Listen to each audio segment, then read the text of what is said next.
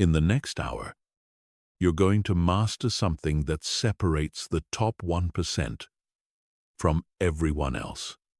The ability to speak with confidence, clarity, and magnetic presence. Most people stumble through conversations, mumble their way through presentations, and wonder why their ideas don't get the respect they deserve. But here's the truth. It's not about what you say, it's about how you say it. Your words are weapons. Your voice is your power. And today, you're going to learn to wield both with precision. We're not talking about fancy vocabulary or memorizing scripts. We're talking about rewiring your brain to communicate like someone who commands respect, builds instant rapport, and gets exactly what they want from every conversation. By the end of this video, you'll understand the psychology behind powerful communication, master the subtle art of voice control, and possess the tools to speak with unshakable confidence in any situation. Whether you're leading a meeting, having a difficult conversation, or simply introducing yourself at a networking event, you'll never again wonder what to say or how to say it. Let's begin. Chapter 1. The psychology behind articulate communication. Most people think articulate speaking is about having a big vocabulary or speaking slowly. They're completely wrong.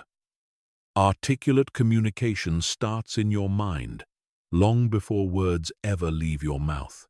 Your brain processes thousands of thoughts per second, but only a fraction of those thoughts make it to your conscious awareness, and even fewer make it out of your mouth in a coherent way.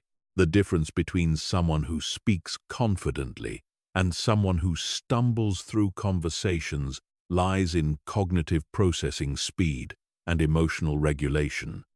When you're nervous, your brain's fight-or-flight response kicks in, flooding your system with cortisol and adrenaline. This chemical cocktail literally makes you stupider in real time. Your working memory decreases, your vocabulary shrinks, and your ability to form complex thoughts evaporates. But here's what the research shows. Confident speakers aren't naturally less anxious.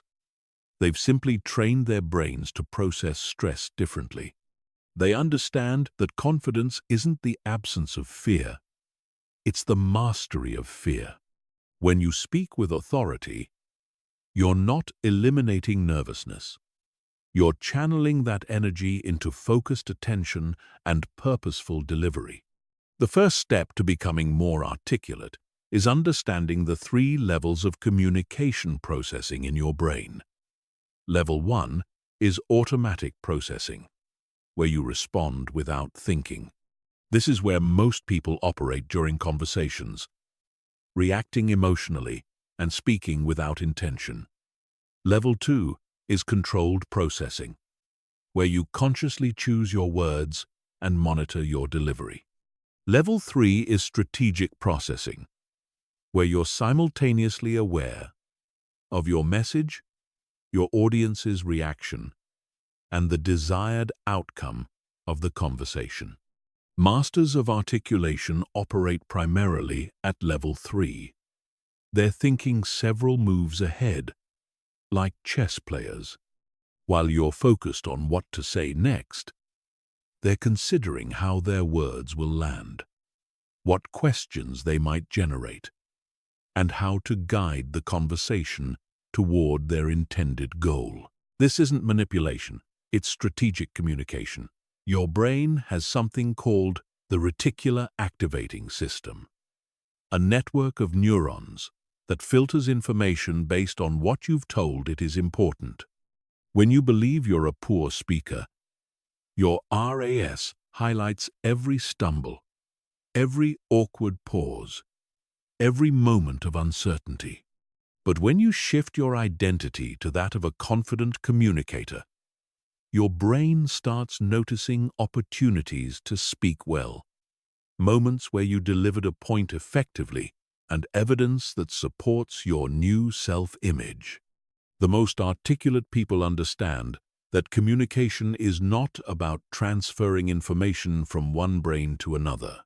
It's about creating a shared experience, building emotional resonance, and guiding someone to a conclusion that feels like their own idea. This requires understanding the difference between saying what you think and saying what your audience needs to hear in order to think what you want them to think. Neuroscience research reveals that when we speak, mirror neurons in our listeners' brain fire as if they were speaking the words themselves. This means your emotional state, your confidence level, and your clarity of thought are literally contagious. When you speak with certainty, your listener's brain experiences that certainty. When you speak with confusion or hesitation, you transfer those states as well. This is why preparation isn't just helpful, it's neurologically essential. When you know your material deeply, when you've anticipated questions and prepared responses, your brain can focus on delivery rather than content generation. You move from reactive communication to intentional communication. You stop hoping you'll find the right words and start choosing the right words. The psychology of articulate communication also involves understanding cognitive load theory. Your brain has limited processing capacity at any given moment. When you're simultaneously trying to think of what to say, how to say it, whether you're making sense, and how your audience is reacting, you overload your cognitive resources. This is why nervous speakers often lose their train of thought or struggle to find simple words. Skilled communicators reduce cognitive load by automating certain aspects of their delivery. They develop standard phrases for transitions, practiced ways of explaining complex concepts, and reliable methods for organizing their thoughts in real time. This frees up mental resources for higher-level thinking, emotional regulation, and audience awareness. Understanding these psychological principles isn't academic knowledge.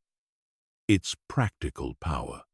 When you know why your brain sometimes betrays you in important conversations, you can implement specific strategies to work with your neurology rather than against it. You can train your mind to see speaking opportunities as exciting challenges rather than threatening situations. You can develop the mental frameworks that allow complex ideas to flow smoothly from your thoughts to your words. Chapter 2.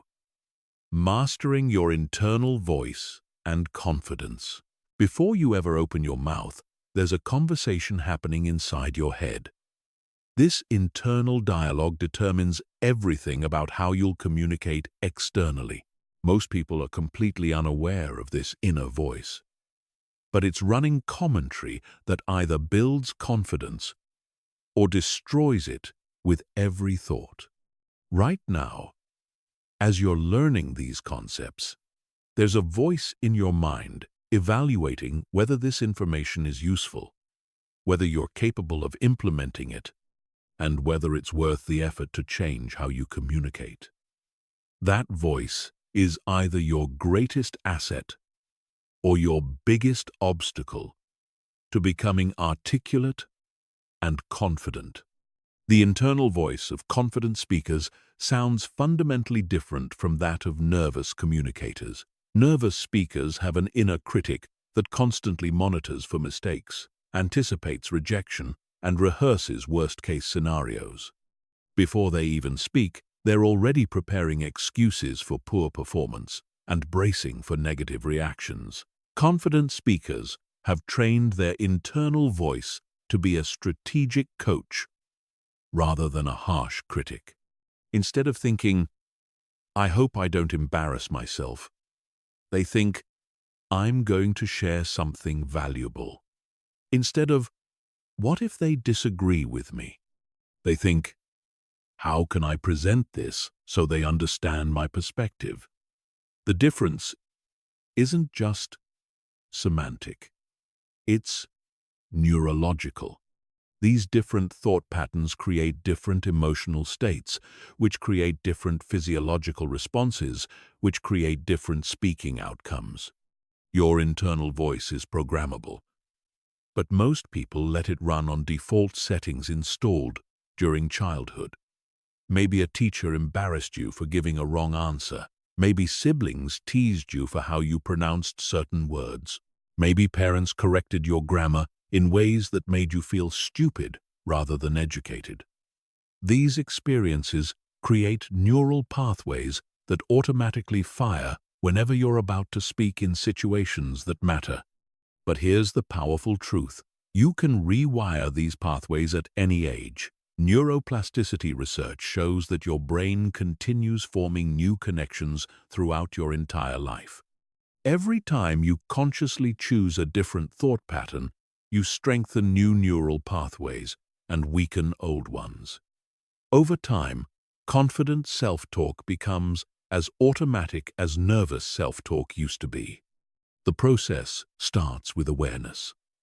For the next week, pay attention to your internal dialogue before and during conversations that matter to you. Notice the difference between how you talk to yourself before speaking to a close friend versus before speaking to your boss, a stranger, or someone you're trying to impress. You'll likely discover that your internal voice becomes more critical and fearful when stakes feel higher. Once you're aware of these patterns, you can begin the reprogramming process. Elite speakers use specific mental techniques to prime themselves for confident communication. They don't wait to feel confident. They create confidence through intentional thought management. Before important conversations, they run mental rehearsals where they see themselves speaking clearly, making strong points, and having positive interactions with their audience. Visualization isn't New Age nonsense. It's neuroscience. When you imagine yourself speaking confidently, your brain creates neural pathways as if the experience actually happened. Athletes use this technique to improve performance because imagined practice creates real neurological changes. The same principle applies to communication skills. But visualization alone isn't enough. You need to address the underlying beliefs that generate nervous thoughts in the first place. Most communication anxiety stems from three core fears: fear of judgment, fear of rejection, and fear of not being good enough. These fears create a scarcity mindset where every speaking opportunity feels like a test you might fail rather than a chance to add value.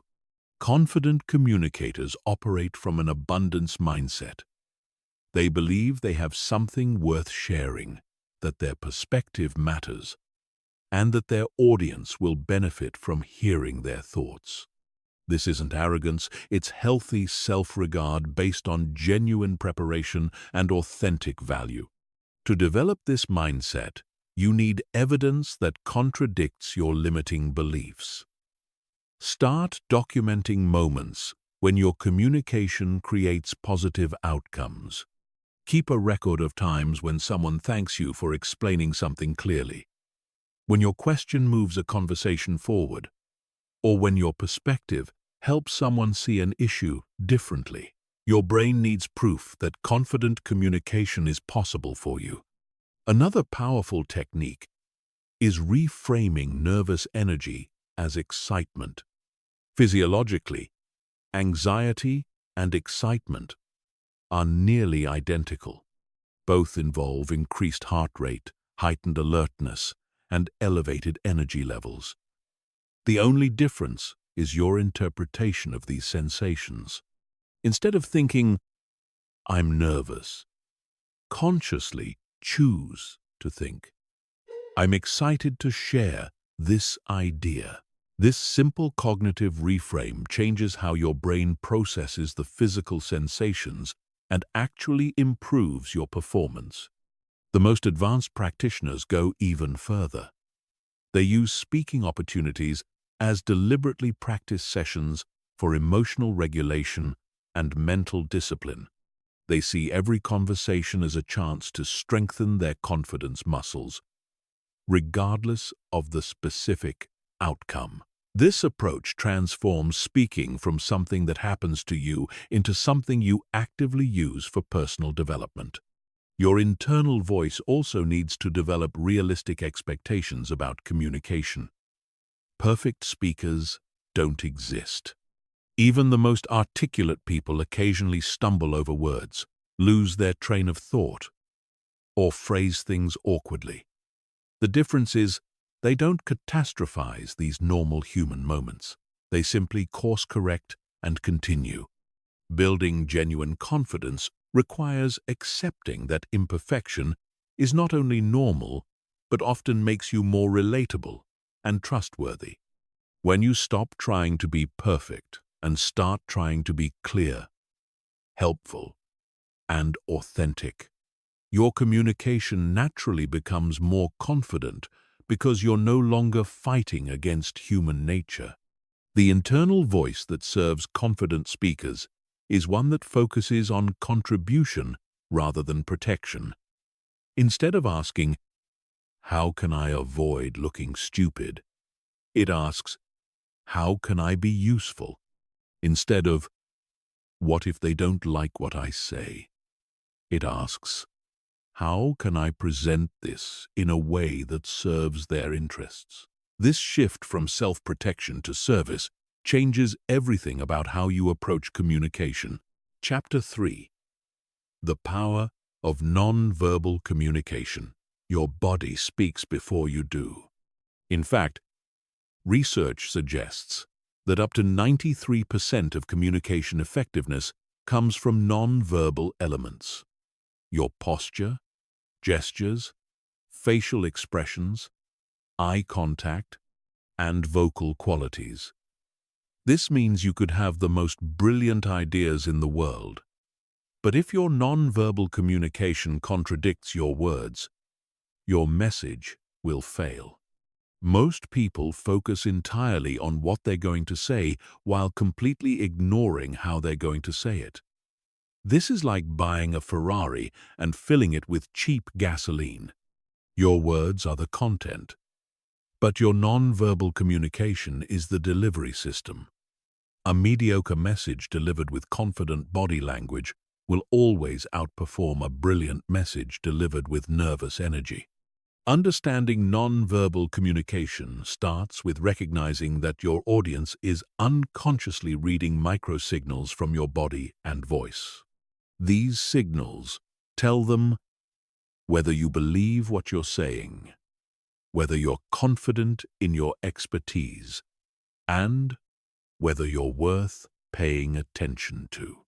You can't fake these signals because they originate from your internal state, but you can learn to manage your internal state through conscious control of your external presentation. Posture is the foundation of confident, non-verbal communication. When you stand or sit with your shoulders back, chest open, and spine straight, you're not just looking more confident, you're actually becoming more confident. Research by social psychologist Amy Cuddy demonstrates that powerful postures increase testosterone and decrease cortisol in your body within just 2 minutes. This hormonal shift creates the physiological state of confidence from the outside in. The opposite is equally true. When you slouch, cross your arms defensively, or make yourself smaller, you're training your brain to feel less powerful and less certain. Your posture sends signals not just to others, but to your own nervous system about how you should feel in any given situation. Eye contact might be the most powerful nonverbal tool you possess. When you make appropriate eye contact, you communicate confidence, sincerity, and engagement. But eye contact isn't just about looking at people. It's about how you look at them. Nervous speakers tend to dart their eyes around the room, avoiding sustained contact because it feels too intense. Confident speakers maintain steady, comfortable eye contact that shows they're present and unafraid to be seen. The key is finding the balance between enough eye contact to build connection and so much that it becomes uncomfortable. In one-on-one conversations, aim for about 70% eye contact while you're listening and 50% while you're speaking. When presenting to groups, make eye contact with individuals for 3 to 5 seconds before moving to the next person. This creates the feeling of personal connection, even in large audiences. Your facial expressions must align with your message. If you're discussing something serious while smiling inappropriately, or talking about exciting opportunities with a flat expression, your audience will trust what they see over what they hear. The most skilled communicators use facial expressions strategically to emphasize key points, show appropriate emotion, and create engagement with their audience. Gestures can either enhance your message or distract from it, depending on how you use them. Nervous speakers often develop repetitive gestures that release tension but communicate anxiety. Clicking pens, fidgeting with jewelry, or making small, repetitive hand movements. These gestures tell your audience that you're uncomfortable, which makes them uncomfortable. Confident speakers use purposeful gestures that support their words. When they talk about big concepts, their gestures expand. When they discuss specific details, their gestures become more precise. When they want to emphasize a point, they use deliberate hand movements that draw attention to key moments in their message. The size and scope of your gestures should match the size of your audience and the space you're in. Intimate conversations call for smaller, more subtle movements. Presentations to large groups require bigger, more expansive gestures that can be seen from the back of the room. Matching your gestures to your context shows spatial awareness and social intelligence. Your vocal qualities are technically part of non-verbal communication because they're about how you say things rather than what you say. Pace, volume, tone, and inflection all communicate meaning beyond your words. Speaking too quickly suggests nervousness or lack of confidence in your audience's ability to understand. Speaking too slowly can come across as condescending or uncertain. The most articulate speakers vary their vocal qualities to maintain interest and emphasize important points. They speak more slowly when introducing complex concepts, allowing their audience time to process. They increase their pace slightly when building energy or excitement.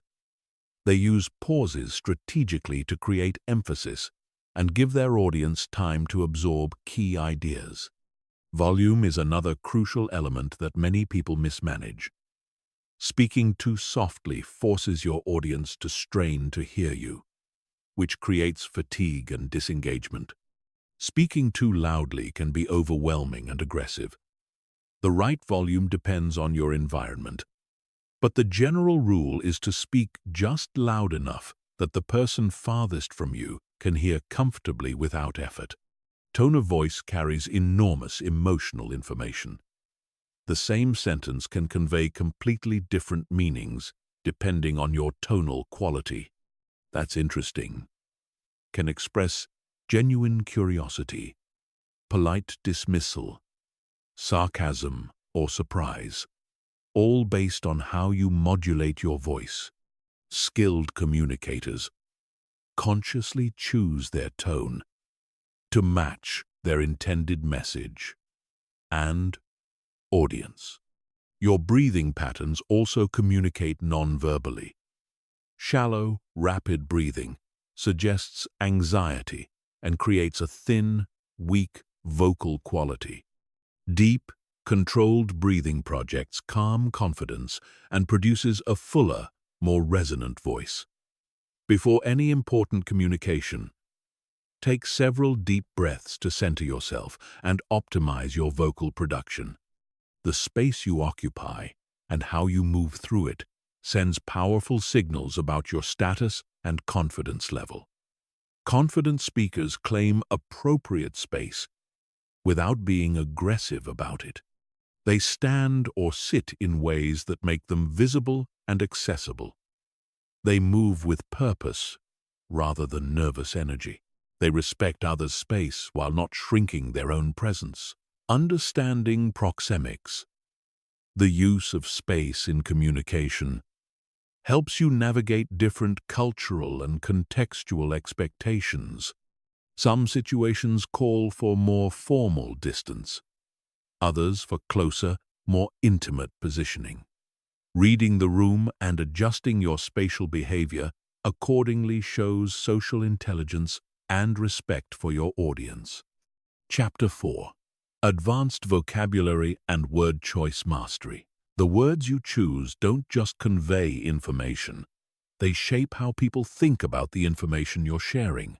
Every word carries denotative meaning, what it literally refers to, and connotative meaning, the emotions and associations it triggers. Mastering advanced vocabulary isn't about using big words to sound smart. It's about selecting precise words that create the exact mental and emotional response you want in your audience. Most people operate with a functional vocabulary of around 3,000 to 5,000 words. But the average educated adult recognizes between 20,000 and 35,000 words. This gap between recognition vocabulary and active vocabulary represents untapped communicative power. When you consciously expand your working vocabulary, you gain access to more nuanced, more persuasive, and more memorable ways of expressing your ideas. But vocabulary expansion must be strategic, not random. Learning obscure words that you'll never use doesn't improve your communication. It makes you sound pretentious and disconnected from your audience. The goal is to develop a rich vocabulary of useful, powerful words that help you express complex ideas with precision and impact. Start by identifying the contexts where you most need to communicate effectively. If you're in business, focus on expanding your vocabulary around leadership, strategy, problem-solving, and relationship building. If you're in creative fields, develop richer ways to describe processes, aesthetics, and innovation. If you work in technical areas, master the ability to explain complex concepts in accessible language. The most powerful vocabulary development happens through exposure to excellent communicators in your field. Read speeches by leaders you admire. Listen to podcasts featuring articulate experts, and study how skilled writers in your industry express complex ideas. Pay attention not just to what words they use, but how they combine words to create specific effects. Word choice becomes particularly crucial when you're dealing with sensitive or controversial topics. The same idea can be presented in language that creates defensiveness or language that builds understanding. Instead of saying, "You're wrong about this," you might say, "I see this differently," or "My experience has led me to a different conclusion." These alternatives express disagreement without triggering defensive reactions. Understanding connotation allows you to choose words that predispose your audience toward the response you want. Calling something a challenge instead of a problem frames it as something to be overcome rather than something to be avoided. Describing someone as detail oriented instead of picky emphasizes positive aspects of careful attention. These aren't manipulative word games. They're strategic choices that help your audience focus on the aspects of reality that serve your mutual goals. Precision in vocabulary also involves eliminating words that weaken your message. Filler words like, like, you know, and sort of don't just make you sound uncertain. They train your brain to think imprecisely. When you habitually use vague language, you develop vague thinking patterns. When you commit to precise language, you develop clearer thought processes. Replace weak qualifiers with strong assertions when appropriate. Instead of, I think maybe we should consider possibly trying this approach. Say, I recommend we implement this strategy. Instead of, it seems like this might be a good idea, say, this solution addresses our core challenges. The difference isn't just stylistic, it's substantive. Clear language reflects clear thinking and inspires confidence in your judgment. Advanced word choice also involves understanding register, the level of formality appropriate to different contexts. The same idea might be expressed one way in a casual conversation, another way in a business meeting, and a third way in a formal presentation. Skilled communicators automatically adjust their vocabulary to match their environment and audience, without losing their authentic voice. Metaphors and analogies are advanced vocabulary tools that help make complex or abstract ideas concrete and relatable. When you can compare something unfamiliar to something your audience already understands, you dramatically increase comprehension and retention. The best metaphors don't just clarify, they illuminate new aspects of the concept you're explaining. For example, instead of saying, our team lacks coordination, you might say, we're like an orchestra, where everyone is playing their part perfectly, but no one is following the conductor. This metaphor doesn't just describe the problem, it suggests the solution. Better leadership and communication rather than individual skill development. Technical vocabulary serves a different function. In expert conversations, precise technical terms allow for efficient, accurate communication among people who share specialized knowledge. But the same technical language can exclude and confuse audiences who don't share that background. Skillful communicators code switch between technical precision and accessible explanation depending on their audience. The rhythm and flow of your word choices matter as much as their meaning. Varying your sentence length and structure keeps your audience engaged and helps emphasize important points. Short sentences create impact and clarity. Longer, more complex sentences allow you to explore nuanced ideas and show the relationships between different concepts.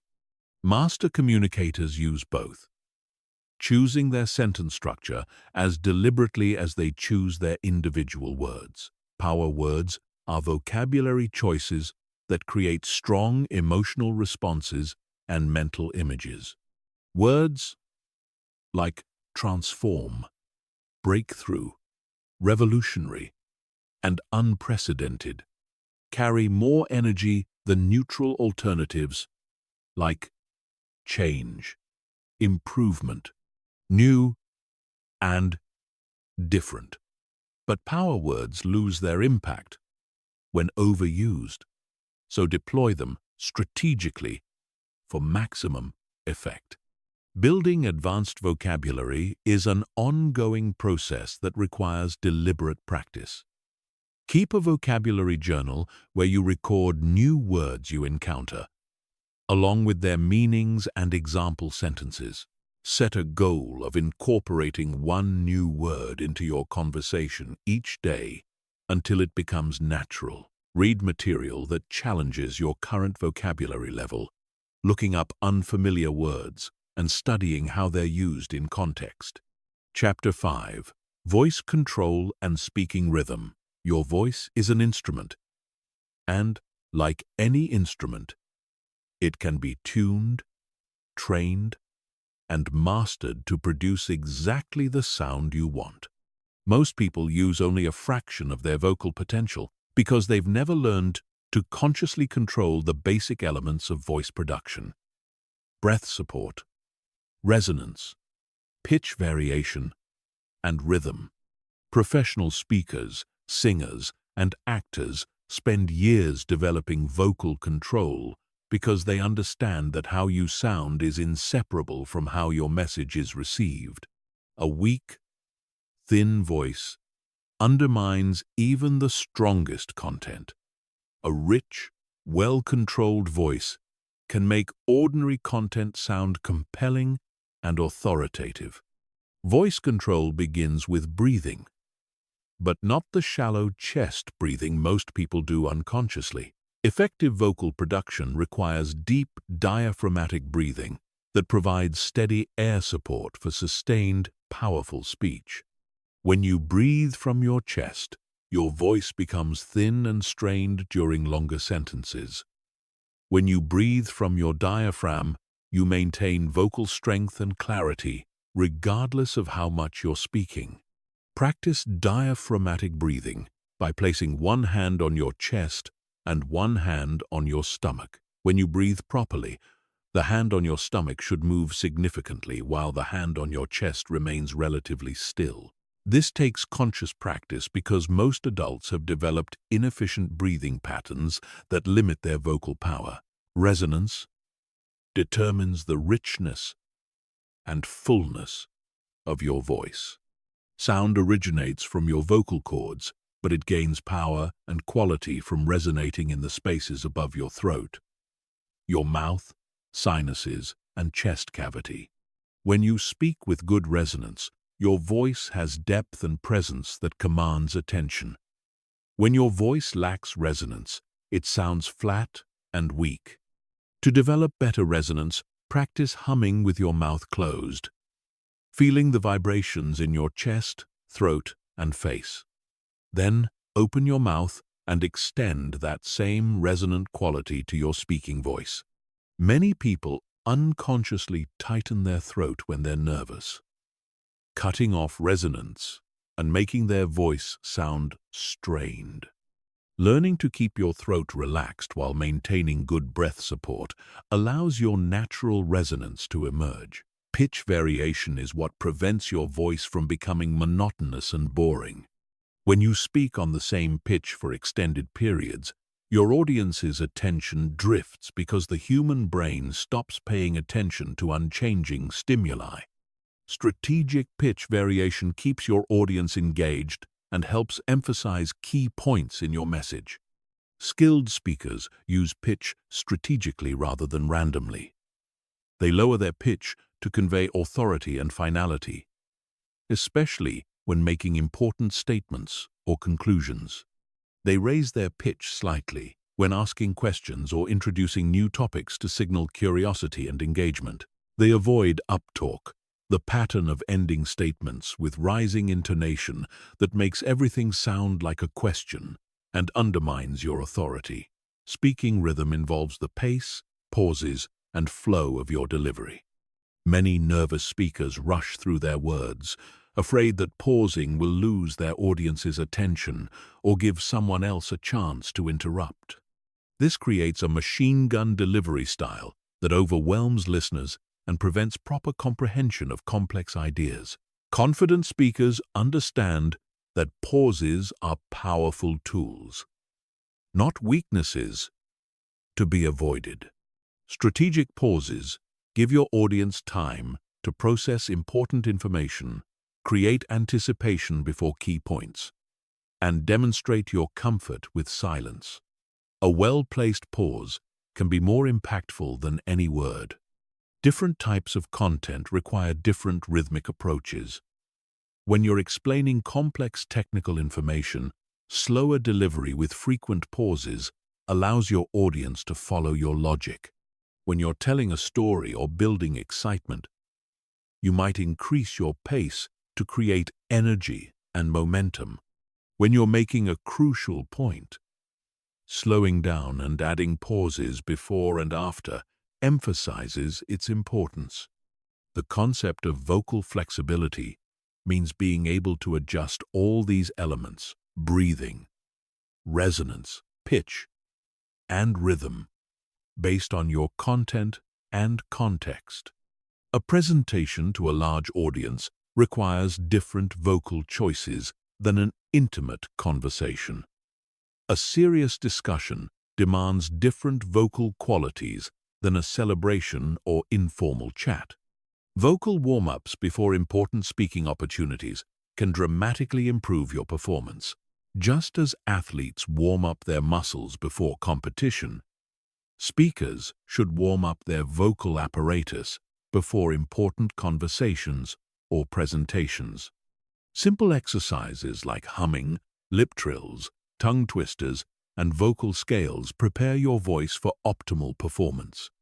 Articulation, the clarity with which you pronounce words, directly affects how easily your audience can understand and follow your ideas.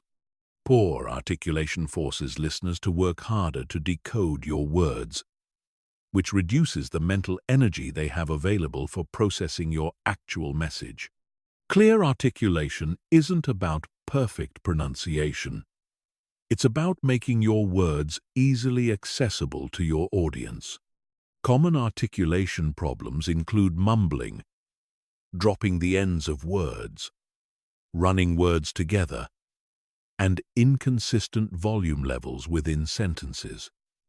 These habits often develop from nervousness, rushing, or simple lack of awareness.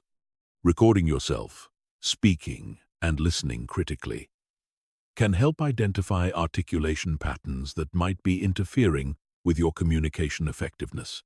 The rhythm of your speech should also include strategic variation in sentence length and structure. Short sentences create punch and clarity. They demand attention. They emphasize important points. Longer sentences allow you to explore complex relationships between ideas, provide necessary context and background information, and demonstrate sophisticated thinking about nuanced topics. Mastering voice control requires consistent practice, not just occasional attention. Set aside time each day to work on specific vocal skills. Read aloud from material that challenges you, paying attention to your breathing, resonance, pitch variation, and rhythm. Record yourself regularly to track your progress and identify areas that need additional work. Advanced practitioners learn to match their vocal choices to their strategic communication goals. When they want to build trust and intimacy, they might speak more slowly with lower pitch and softer volume. When they want to energize and motivate, they might increase pace and volume while using more dramatic pitch variation. When they want to convey expertise and authority, they might slow down, lower their pitch, and use more deliberate pauses. Chapter 6. Active listening as a speaking tool. Most people think speaking and listening are opposite activities, but master communicators understand that listening is actually the most powerful speaking tool you possess. When you listen with genuine skill and intention, you gather the information you need to craft responses that land with maximum impact. You discover what your audience cares about, how they process information, and what emotional state they're in. This intelligence allows you to speak in ways that connect persuade, and influence far more effectively than any prepared script ever could. Active listening isn't passive absorption of sound waves.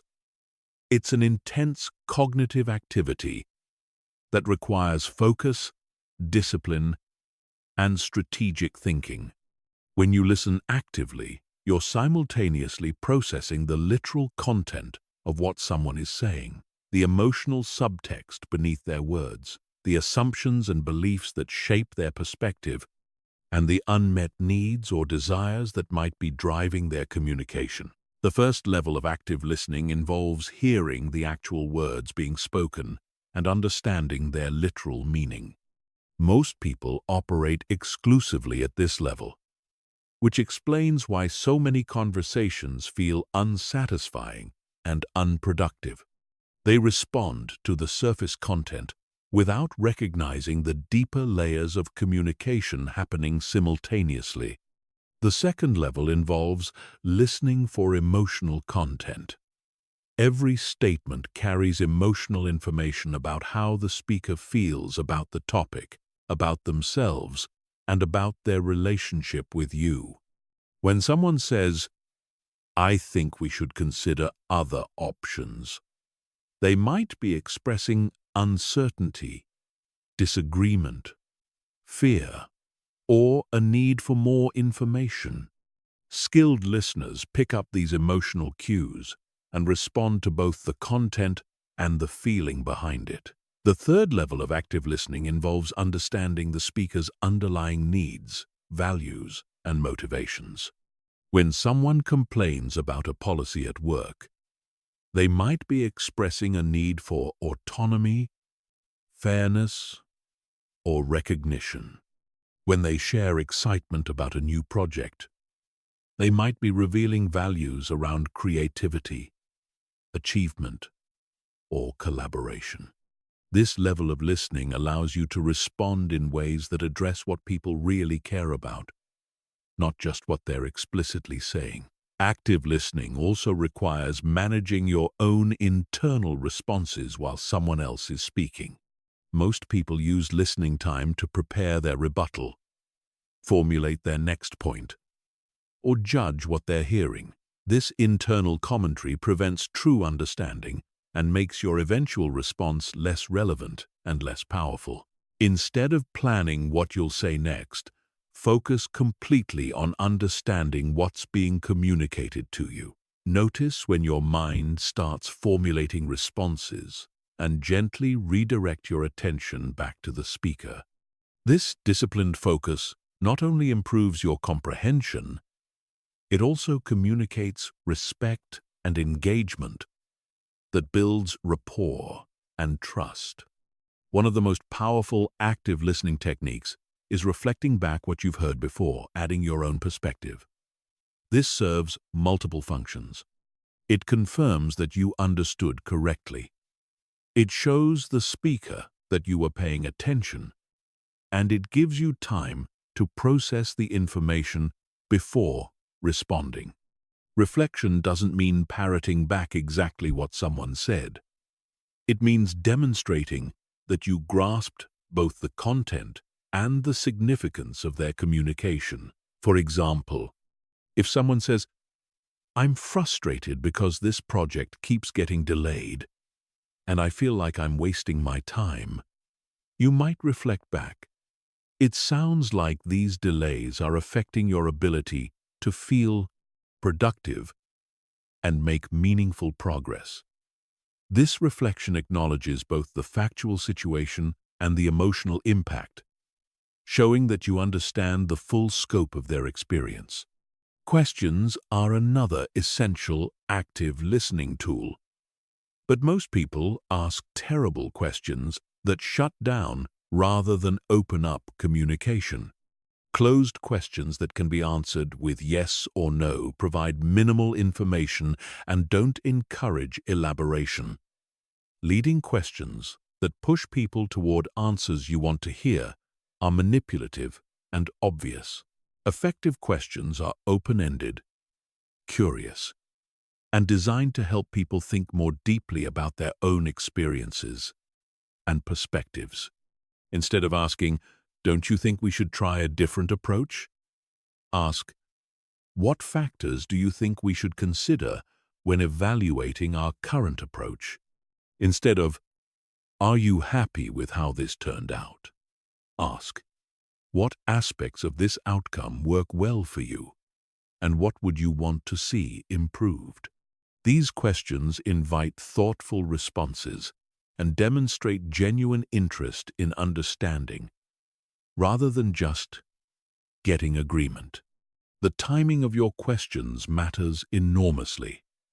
Interrupting someone mid-thought to ask for clarification breaks their flow and can feel disrespectful. But waiting until someone has completely finished their entire point might mean missing opportunities to understand complex ideas as they're being developed. Skilled listeners read verbal and nonverbal cues to find natural pause points where questions feel helpful rather than intrusive. Body language plays a crucial role in active listening.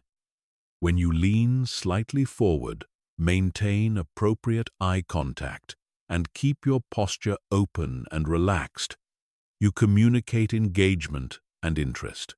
When you cross your arms, look away frequently, or lean back, you signal disinterest or disagreement, which can cause speakers to become defensive or shut down.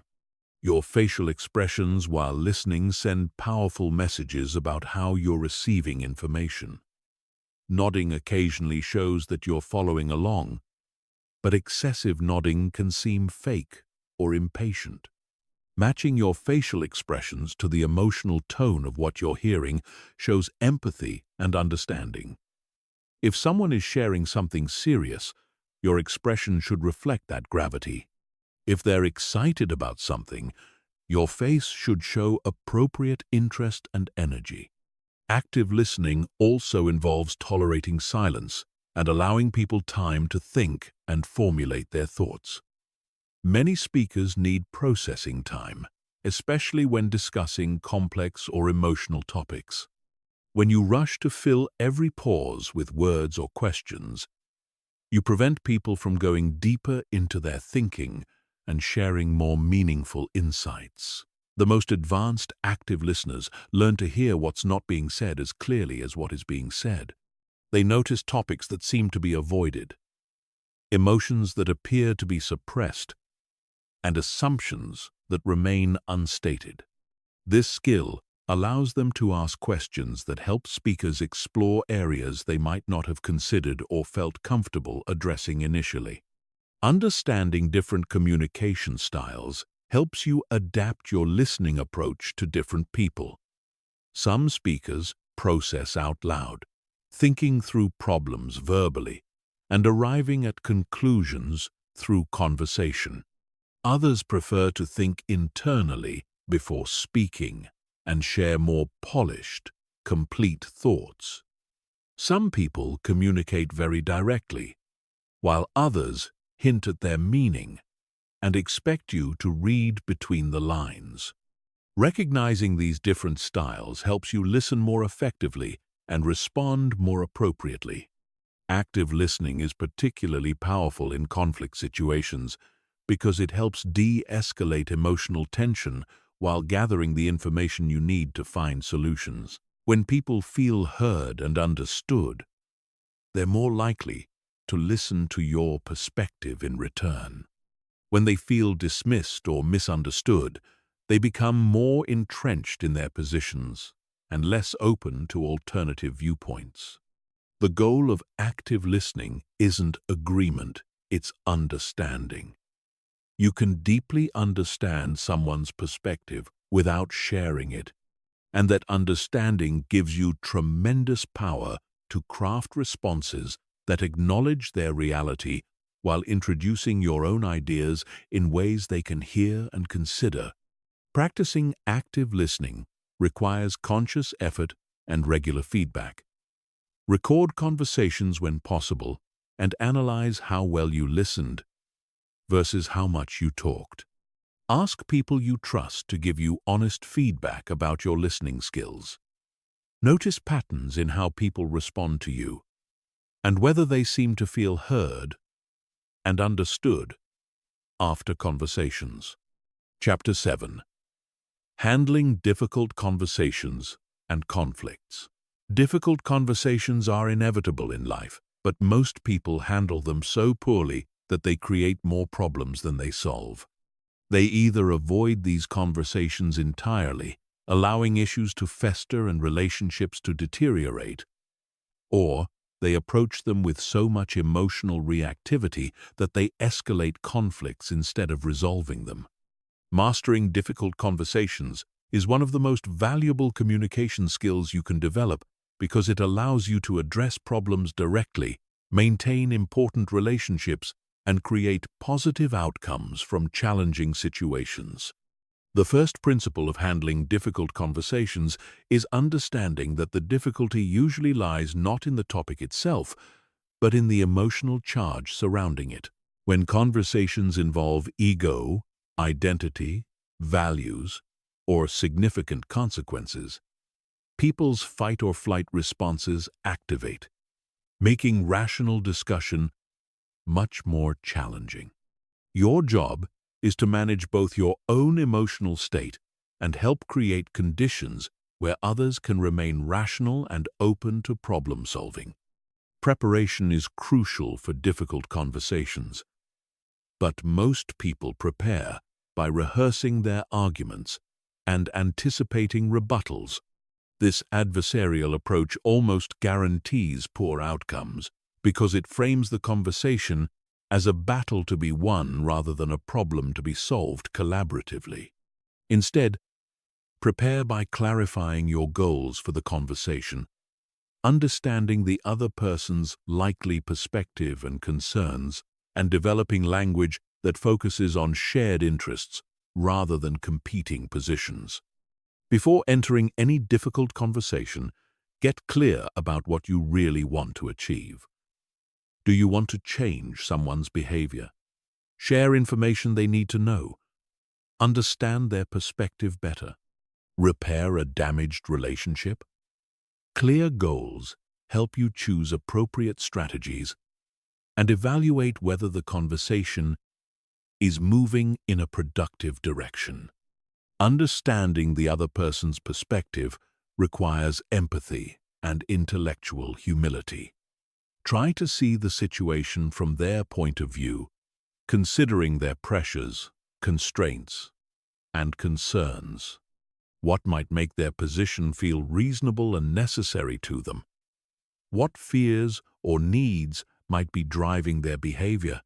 This perspective-taking doesn't mean agreeing with them, but it helps you approach the conversation with curiosity rather than judgment. The language you use in difficult conversations can either escalate tension or create opportunities for resolution. Avoid accusatory language that puts people on the defensive.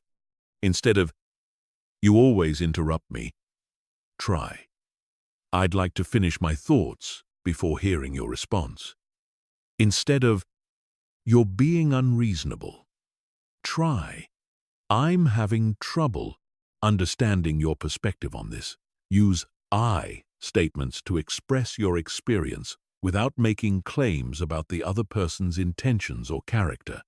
"I felt frustrated when the deadline was moved without discussion" is much less threatening than, "You're always changing things at the last minute without considering how it affects other people." This approach allows you to share your perspective honestly, while giving the other person space to explain their actions without feeling attacked. Timing and setting matter enormously for difficult conversations. Choose times when both parties can focus without distractions and when emotions aren't running too high.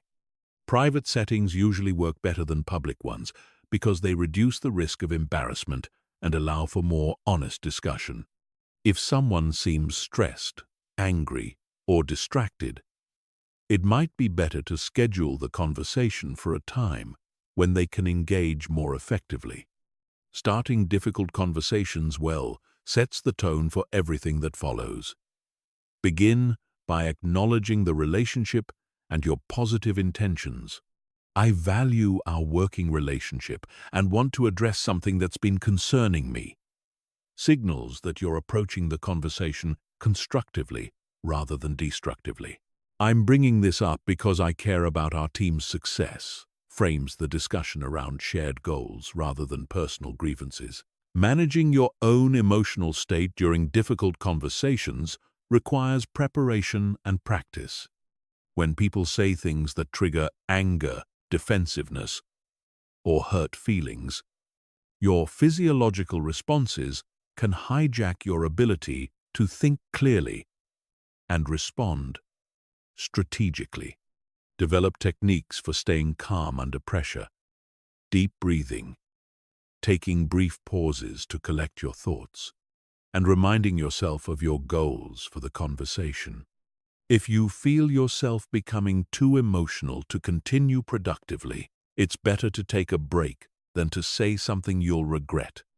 I want to give this conversation the attention it deserves, and I need a few minutes to collect my thoughts, is much better than pushing through when you're not in a state to communicate effectively. Listen for the underlying needs and concerns beneath people's positions and demands. When someone insists on a specific solution, ask what problem they're trying to solve or what outcome they're hoping to achieve.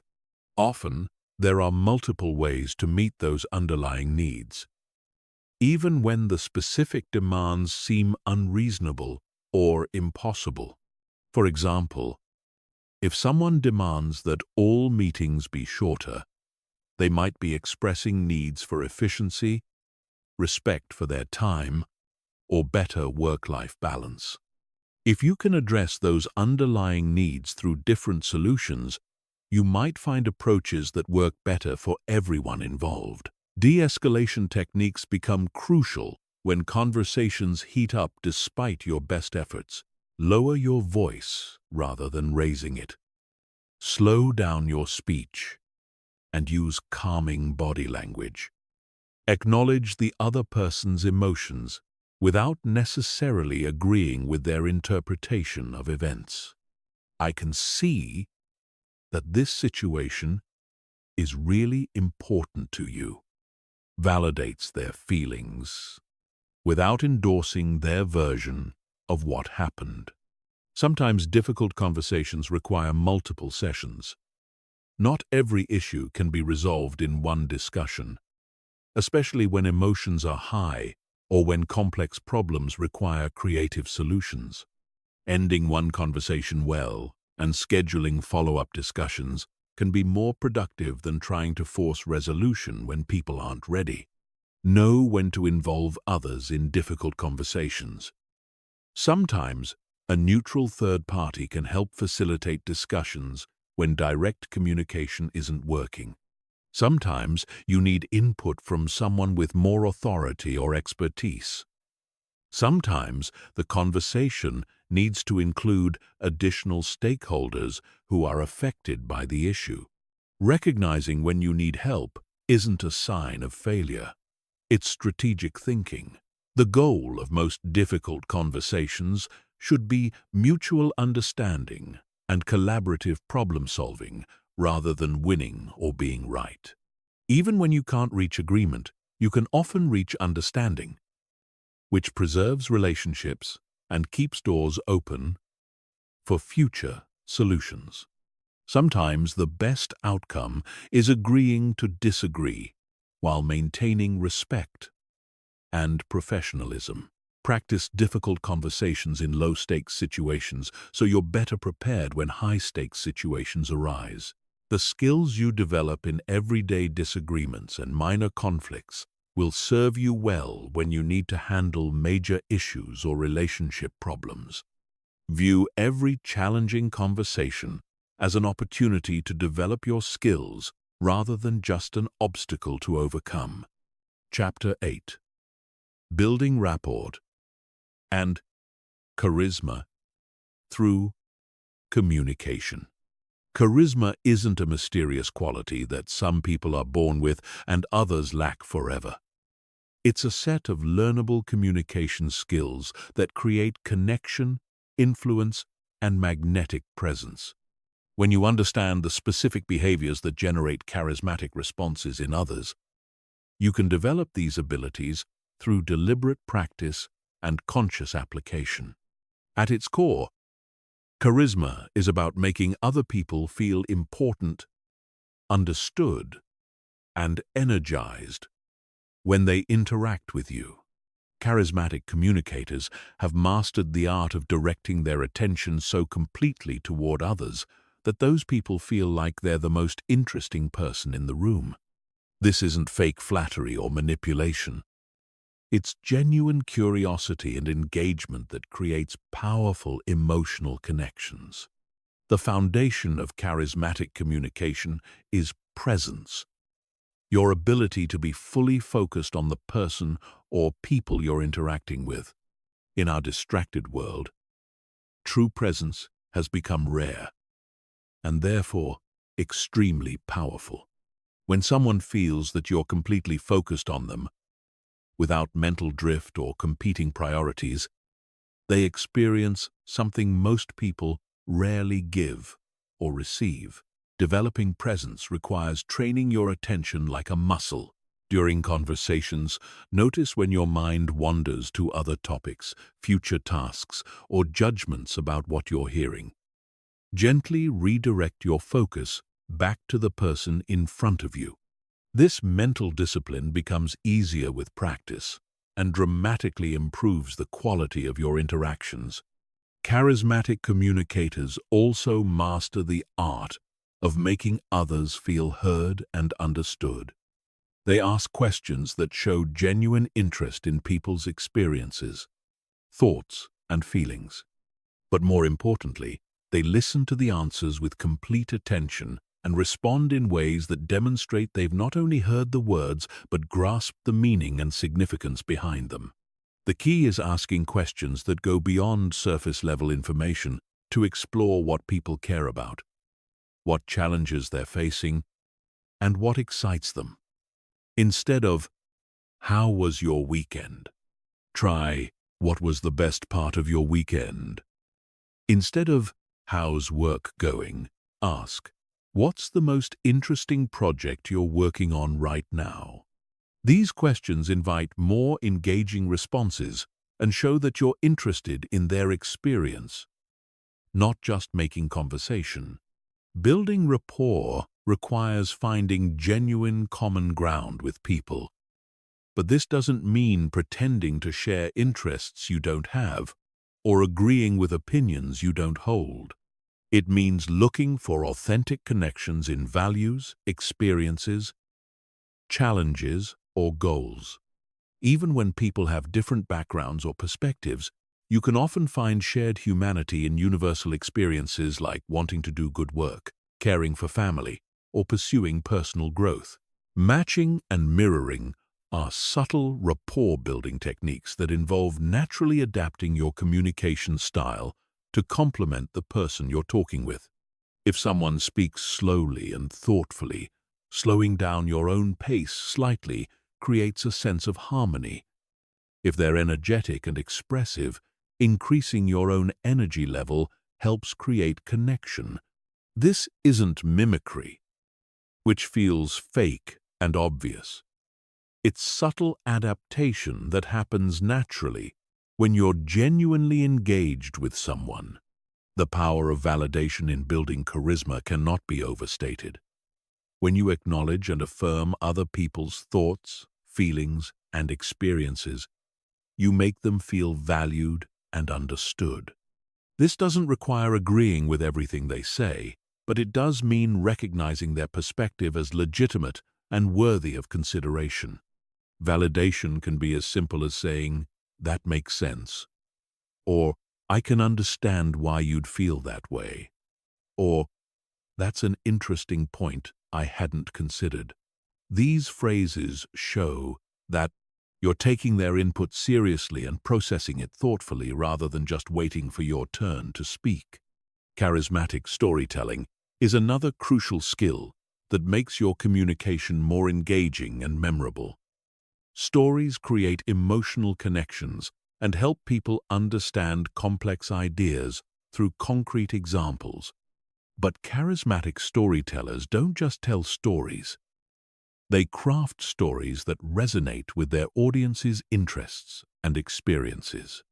The best stories for building rapport are ones that show vulnerability, learning, or shared struggle. When you share a story about a mistake you made and what you learned from it, you show humility and humanity that others can relate to.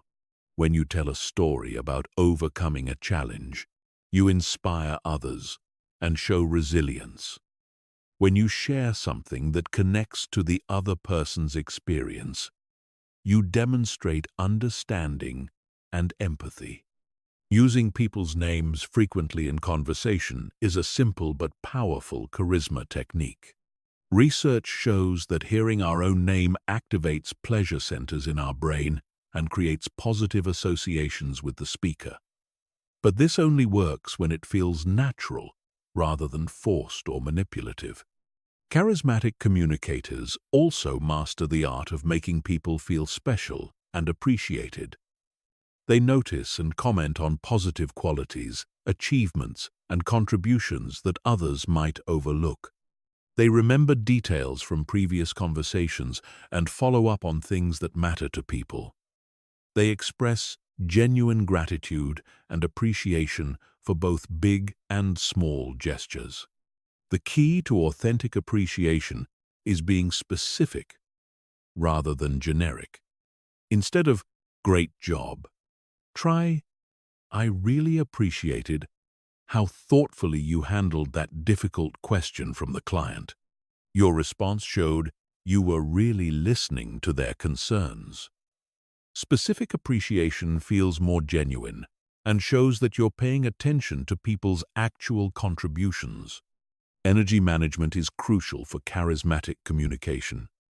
Charismatic people don't have unlimited energy, but they're strategic about how they use the energy they have. They bring their best energy to interactions that matter most, and they know how to recharge so they can show up fully when needed. This might mean taking a few minutes before an important meeting to center yourself and get into a positive, engaged state.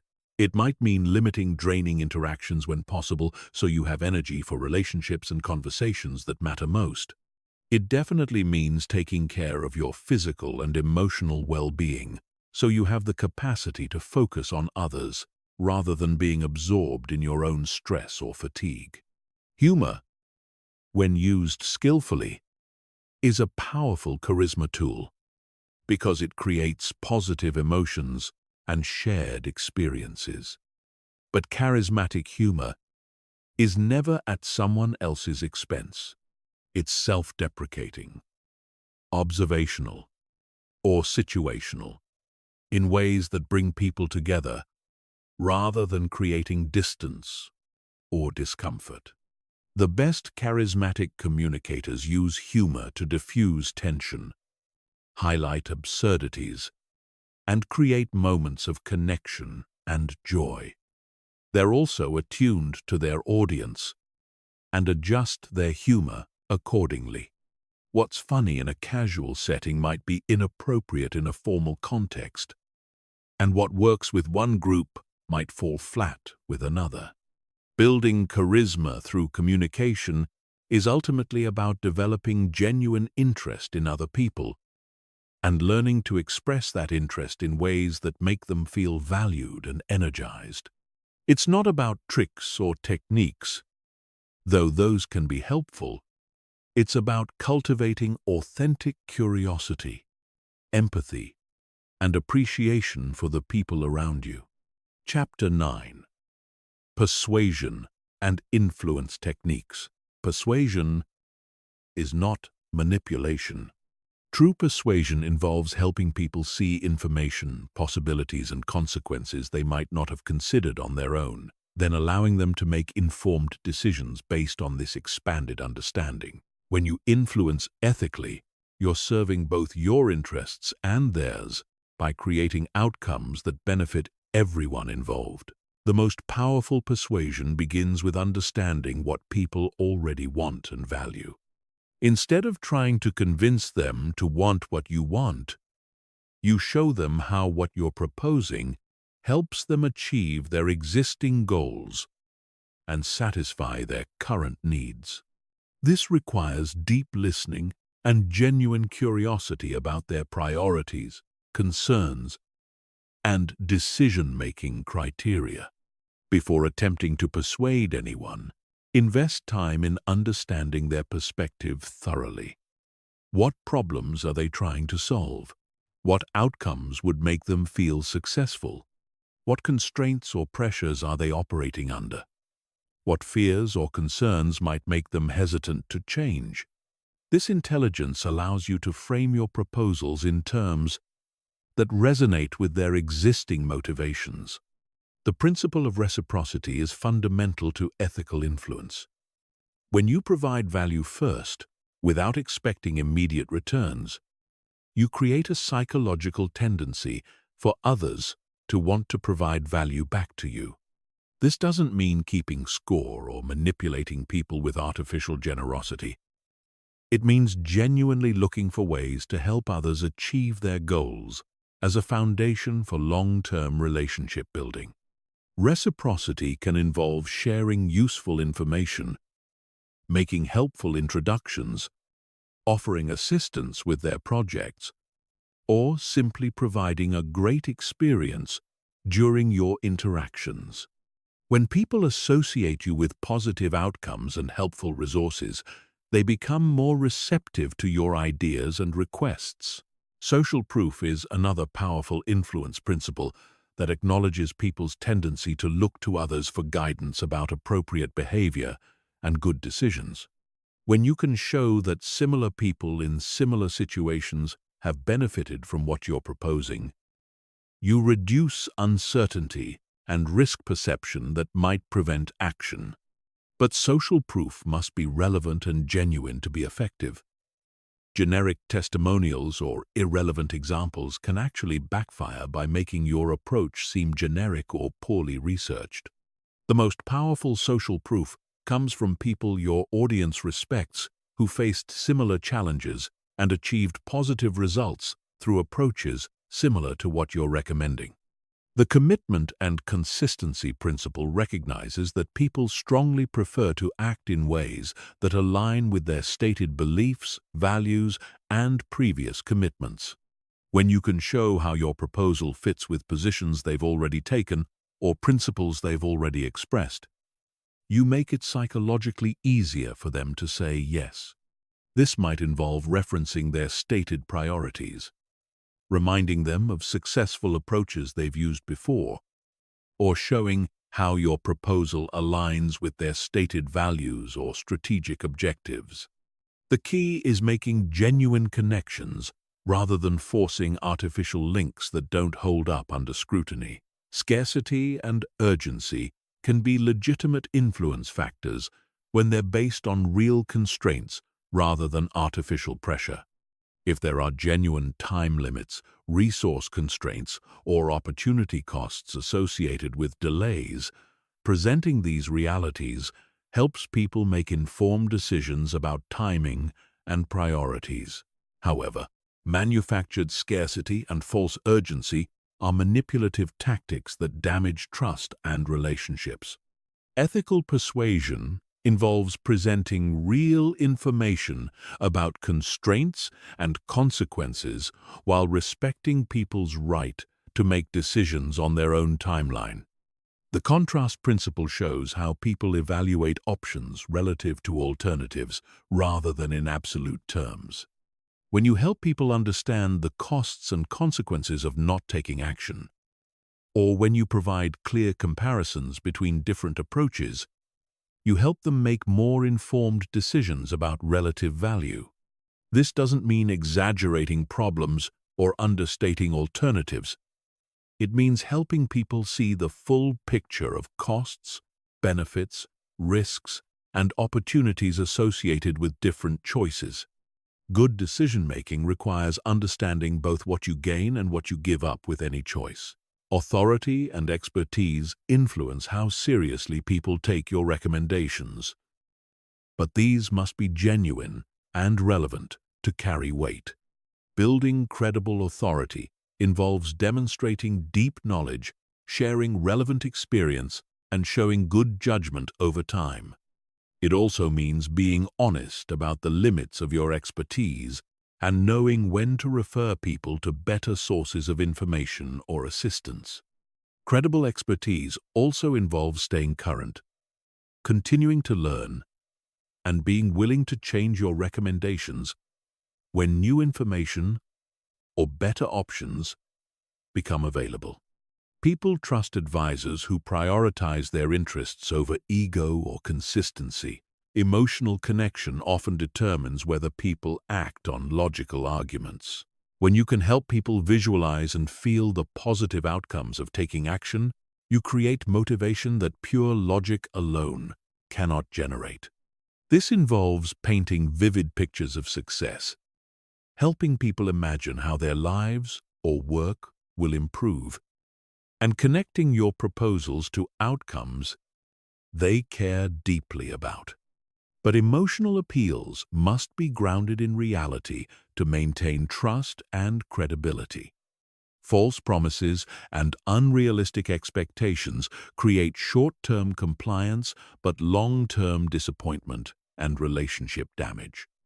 The foot-in-the-door technique recognizes that people who agree to small requests become more likely to agree to larger requests later.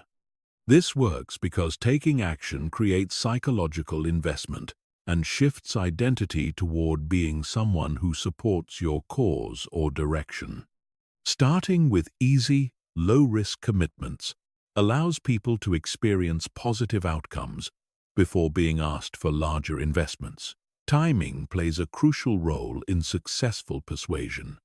People are more open to new ideas and change when they're dissatisfied with current results, facing new challenges, or experiencing transitions that create natural openness to different approaches. Presenting ideas when people are ready to hear them is much more effective than pushing when resistance is high. This requires patience and strategic thinking about when and how to introduce ideas. Sometimes the most persuasive thing you can do is wait for a better moment rather than forcing a conversation when conditions aren't favorable. The most sustainable influence comes from helping people feel ownership over the ideas and solutions you're proposing. When you involve people in developing recommendations, ask for their input on implementation, and incorporate their feedback into your proposals, they become co-creators rather than passive recipients of your ideas. This collaborative approach takes more time and effort than simply presenting finished solutions, but it creates much stronger buy-in and commitment to follow through. People support what they help create. Chapter 10. Speaking under pressure and managing anxiety. Speaking under pressure reveals the difference between good communicators and great ones. When stakes are high, emotions are intense, and everyone's attention is focused on you, your true communication skills emerge. Most people crumble under pressure because they've never learned to manage the psychological and physiological responses that high-stakes situations create. But pressure can actually improve your performance when you understand how to work with your nervous system rather than against it. The first step to speaking well under pressure is reframing stress as energy rather than as a threat. The physical sensations of nervousness, increased heart rate, heightened awareness, and elevated energy levels are nearly identical to the sensations of excitement and peak performance. Your brain's interpretation of these sensations determines whether they help or hurt your performance. Instead of thinking, "I'm so nervous, I'm going to mess this up," consciously choose to think, "I'm energized and ready to do my best work." This simple cognitive reframe changes how your brain processes the physical sensations and can actually improve your focus and delivery rather than undermining them. Understanding the physiology of pressure responses helps you develop specific strategies for managing them. When you perceive threat or high stakes, your sympathetic nervous system activates, releasing stress hormones that prepare your body for fight or flight. This response can be useful for physical emergencies, but it interferes with the calm, focused thinking required for effective communication. Controlled breathing is the most direct way to shift from sympathetic to parasympathetic nervous system dominance. When you breathe slowly and deeply, especially emphasizing longer exhales than inhales, you send signals to your brain that there's no immediate threat and that calm, rational thinking is appropriate. Practice the 4-7-8 breathing technique.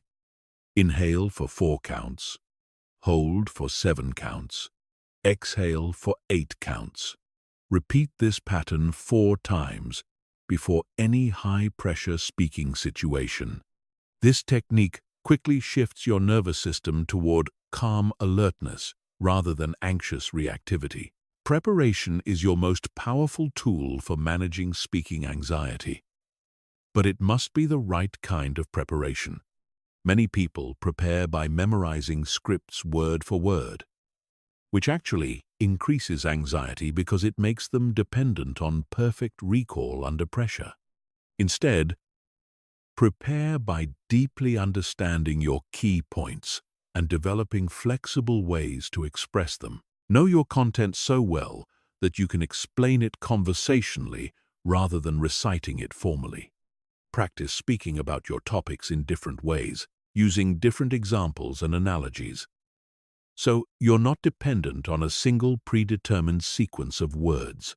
This flexibility gives you confidence that you can communicate effectively even if your mind goes blank or you lose your planned approach. Visualization is a proven technique for improving performance under pressure. Professional athletes use mental rehearsal to prepare for competition, and the same principles apply to communication. Spend time imagining yourself speaking confidently and effectively in the specific high-pressure situation you're preparing for. Make your visualization as detailed and realistic as possible. See yourself walking into the room with confidence, making eye contact with your audience, delivering your key points clearly, and handling questions with poise. Include potential challenges in your visualization and see yourself managing them successfully. This mental rehearsal creates neural pathways that support confident performance when the real situation arrives. Physical preparation is equally important for managing pressure. Regular exercise reduces baseline anxiety levels and improves your body's ability to handle stress. Adequate sleep ensures that your cognitive resources are at their peak when you need them most. Proper nutrition provides steady energy rather than the spikes and crashes that can destabilize your emotional state. On the day of important speaking situations, avoid excessive caffeine, which can amplify anxiety symptoms. Eat a light meal that provides steady energy without making you feel heavy or sluggish. Arrive early enough to familiarize yourself with the environment and settle in without feeling rushed. Grounding techniques help you stay present and focused when pressure mounts. The 5-4-3-2-1 technique involves noticing 5 things you can see, 4 things you can touch, 3 things you can hear, 2 things you can smell, and 1 thing you can taste. This sensory awareness pulls your attention away from anxious thoughts and into the present moment.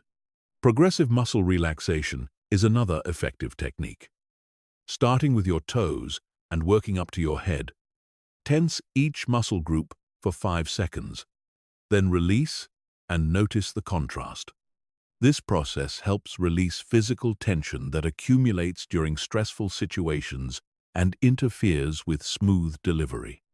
Reframing your relationship with mistakes is crucial for speaking well under pressure. Many people amplify their anxiety by catastrophizing potential errors and imagining that any stumble will result in disaster. In reality, minor mistakes are normal and often unnoticed by audiences who are focused on your overall message rather than perfect delivery. Develop recovery strategies for common speaking challenges. If you lose your train of thought, have standard phrases that buy you time to refocus. Let me think about the best way to explain this. Or, that's an important point that deserves a thoughtful response. If you misspeak, simply correct yourself briefly and continue without drawing excessive attention to the error. Building pressure tolerance requires gradual exposure to increasingly challenging speaking situations. Start with low-stakes opportunities where you can practice managing nervousness without serious consequences. Volunteer to speak at team meetings, join organizations like Toastmasters, or create opportunities to present to friendly audiences. Each time you successfully manage pressure and deliver effectively, you build evidence that contradicts anxiety-producing beliefs about your speaking abilities. Your brain learns that pressure situations are manageable rather than threatening, which makes future high-stakes communication feel less overwhelming.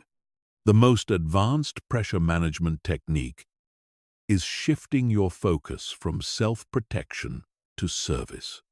When you're primarily concerned with how you look, whether you'll make mistakes, or what people will think of you, you create internal pressure that interferes with performance. When you focus on how you can serve your audience, what value you can provide, and how you can help them achieve their goals, you redirect nervous energy toward productive purposes. This service orientation also helps with imposter syndrome, the feeling that you don't deserve to be speaking or that you'll be exposed as incompetent. When you're genuinely focused on helping others rather than proving yourself, your expertise and preparation feel more relevant and accessible. Recovery planning involves preparing for worst-case scenarios so they feel manageable rather than catastrophic. What will you do if technology fails? If you're asked a question you can't answer, or if you completely lose your train of thought? Having specific plans for these situations reduces their power to create anxiety and gives you confidence that you can handle whatever happens. Remember that pressure often indicates importance, which means you're dealing with situations that matter. Instead of wishing pressure would disappear, learn to see it as a signal that you're operating at a level where your communication skills can make a real difference. This reframe transforms pressure from an enemy to be avoided into a challenge to be mastered. Chapter 11. Mastering Public Speaking and Presentations. Public speaking is where all your communication skills converge into a single, high-impact performance. Whether you're presenting to 5 colleagues or 500 strangers, the fundamentals remain the same: clear thinking, confident delivery, and genuine connection with your audience. But public speaking amplifies everything. Your strengths become more powerful, and your weaknesses become more obvious. This is why mastering presentations isn't just about speaking skills. It's about becoming a more confident, articulate person overall. The biggest mistake most people make in public speaking is focusing on themselves instead of their audience. They worry about how they look, whether they'll make mistakes, and what people will think of them. This self-focus creates anxiety and makes their delivery feel awkward and disconnected. Great speakers flip this entirely.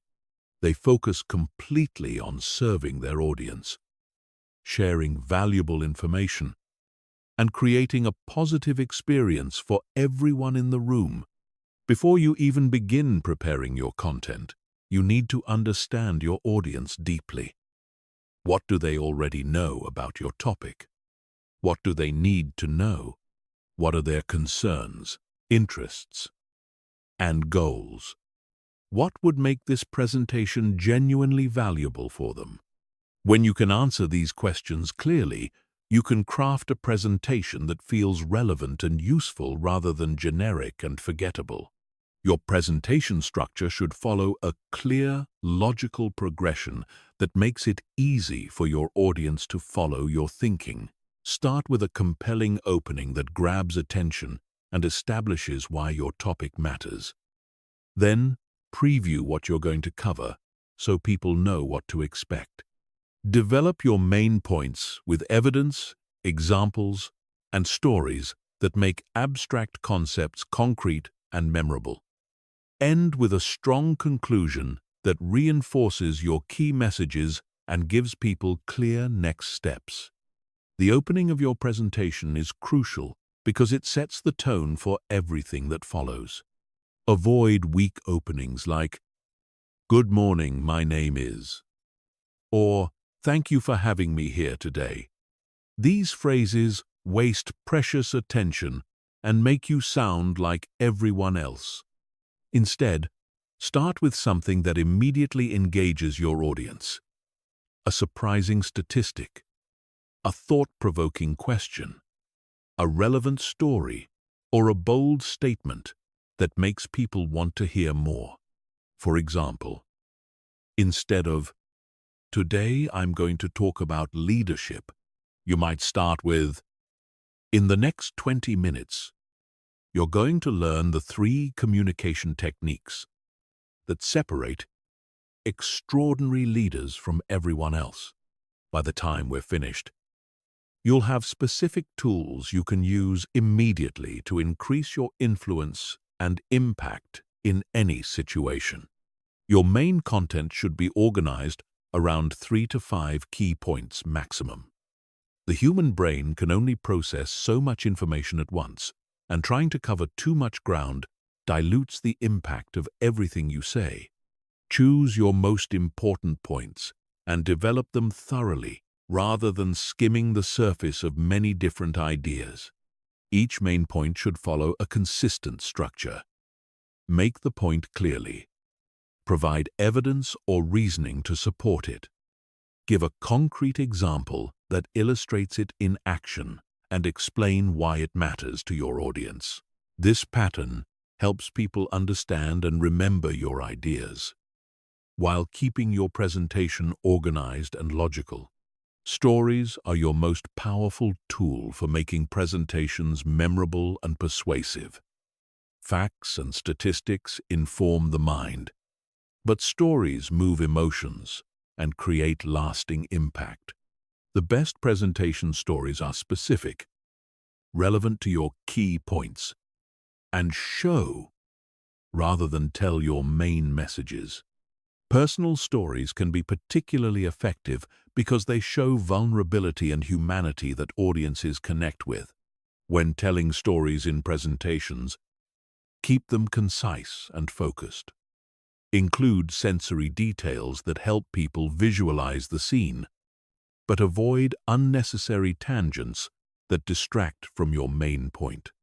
Practice your stories out loud until they flow smoothly and feel natural rather than rehearsed. Visual aids should support your presentation, not replace it. Too many speakers create slides packed with text and then read them word for word. This approach bores audiences and makes the speaker seem unnecessary. Instead, use visuals to illustrate concepts, provide evidence, and create emotional impact. Keep text minimal. Use high-quality images and design slides that enhance rather than compete with your spoken words. The key to powerful delivery is conversational confidence. You want to sound like you're having an important conversation with friends rather than delivering a formal speech. This means varying your pace, using natural gestures, making eye contact with individuals throughout the audience, and speaking with the same energy and authenticity you'd use in a one-on-one discussion about something you care about. Eye contact in public speaking requires a different approach than in personal conversations. Instead of trying to look at everyone at once, which creates a weird scanning effect, focus on one person for a complete thought or sentence, then move to another person in a different section of the room. This creates the feeling of personal connection even in large groups. Managing nervousness in public speaking starts with redefining what nervousness means. Those butterflies in your stomach and elevated heart rate aren't signs of weakness. They're signs that your body is preparing for peak performance. Channel that energy into enthusiasm for your topic rather than fighting against it. Practice is essential, but it must be the right kind of practice. Don't memorize your entire presentation word for word, which makes you sound robotic and creates anxiety about forgetting lines. Instead, know your key points thoroughly and practice transitioning smoothly between them. Rehearse your opening and closing until they're rock solid, since these are the moments when nerves typically hit hardest. Handling questions and audience interaction requires preparation and flexibility. Anticipate the most likely questions you'll receive and prepare thoughtful responses. When you don't know an answer, say so honestly and offer to follow up later rather than trying to fake knowledge you don't have. Repeat or rephrase questions to ensure the entire audience heard them and to buy yourself a moment to think. The conclusion of your presentation should be as strong as your opening. Summarize your key points briefly, reinforce why they matter to your audience, and end with a clear call to action or next steps. Avoid weak endings like, "That's all I have," or "Any questions?" Instead, end with conviction and purpose that leaves your audience energized and ready to act on what they've learned. Recovery strategies are crucial for handling the unexpected moments that inevitably arise in public speaking. If technology fails, have backup plans ready. If you lose your place, pause briefly and return to your last key point rather than panicking. If someone asks a hostile question, stay calm and address the substance while maintaining your composure and professionalism. The more you practice public speaking in various settings, the more confident and natural you'll become. Seek out opportunities to present, whether at work, in community organizations, or through groups like Toastmasters. Each presentation teaches you something new about connecting with audiences and managing the dynamics of public communication. Chapter 12. Emotional intelligence in communication. Emotional intelligence is the hidden force behind all effective communication. You can master every technical aspect of speaking, perfect your vocal delivery, and develop an extensive vocabulary. But if you can't read emotional cues, manage your own emotional state, and respond appropriately to others' feelings, your communication will always feel hollow and disconnected. Emotional intelligence in communication involves 4 key components: self-awareness, self-management, social awareness, and relationship management. These skills work together to help you navigate the complex emotional landscape that exists in every human interaction. Self-awareness is the foundation of emotionally intelligent communication. You need to understand your own emotional patterns, triggers, and responses before you can effectively manage them or read them in others. Most people operate on emotional autopilot, reacting to situations based on unconscious patterns developed over years of experience. Developing emotional self-awareness requires paying attention to your internal state throughout the day. Notice what situations make you feel confident versus anxious. Observe which topics trigger defensive reactions or strong emotions. Recognize the physical sensations that accompany different emotional states. This internal monitoring helps you understand your emotional patterns and gives you choice about how to respond rather than simply reacting automatically. Your emotional state directly affects your communication effectiveness. When you're stressed, angry, or anxious, your voice changes, your body language shifts, and your thinking becomes less clear. Others pick up on these emotional signals unconsciously and respond accordingly. If you seem nervous, they feel less confident in your expertise. If you appear angry, they become defensive. If you project calm confidence, they feel more relaxed and receptive. Self-management is the ability to regulate your emotions rather than being controlled by them. This doesn't mean suppressing feelings or pretending to be emotionless. It means acknowledging your emotions while choosing how to express them in ways that serve your communication goals. When you feel strong emotions during conversations, pause before responding. Take a deep breath and ask yourself what outcome you want from the interaction. This brief moment of reflection allows you to choose your response rather than simply reacting to your immediate emotional impulse. Social awareness involves reading the emotional states of others through their verbal and nonverbal communication. People constantly broadcast information about their feelings through their tone of voice, facial expressions, body language, and word choices. Most communicators miss these signals entirely because they're too focused on what they want to say next. Learning to read emotional cues requires shifting your attention from your own internal experience to careful observation of others.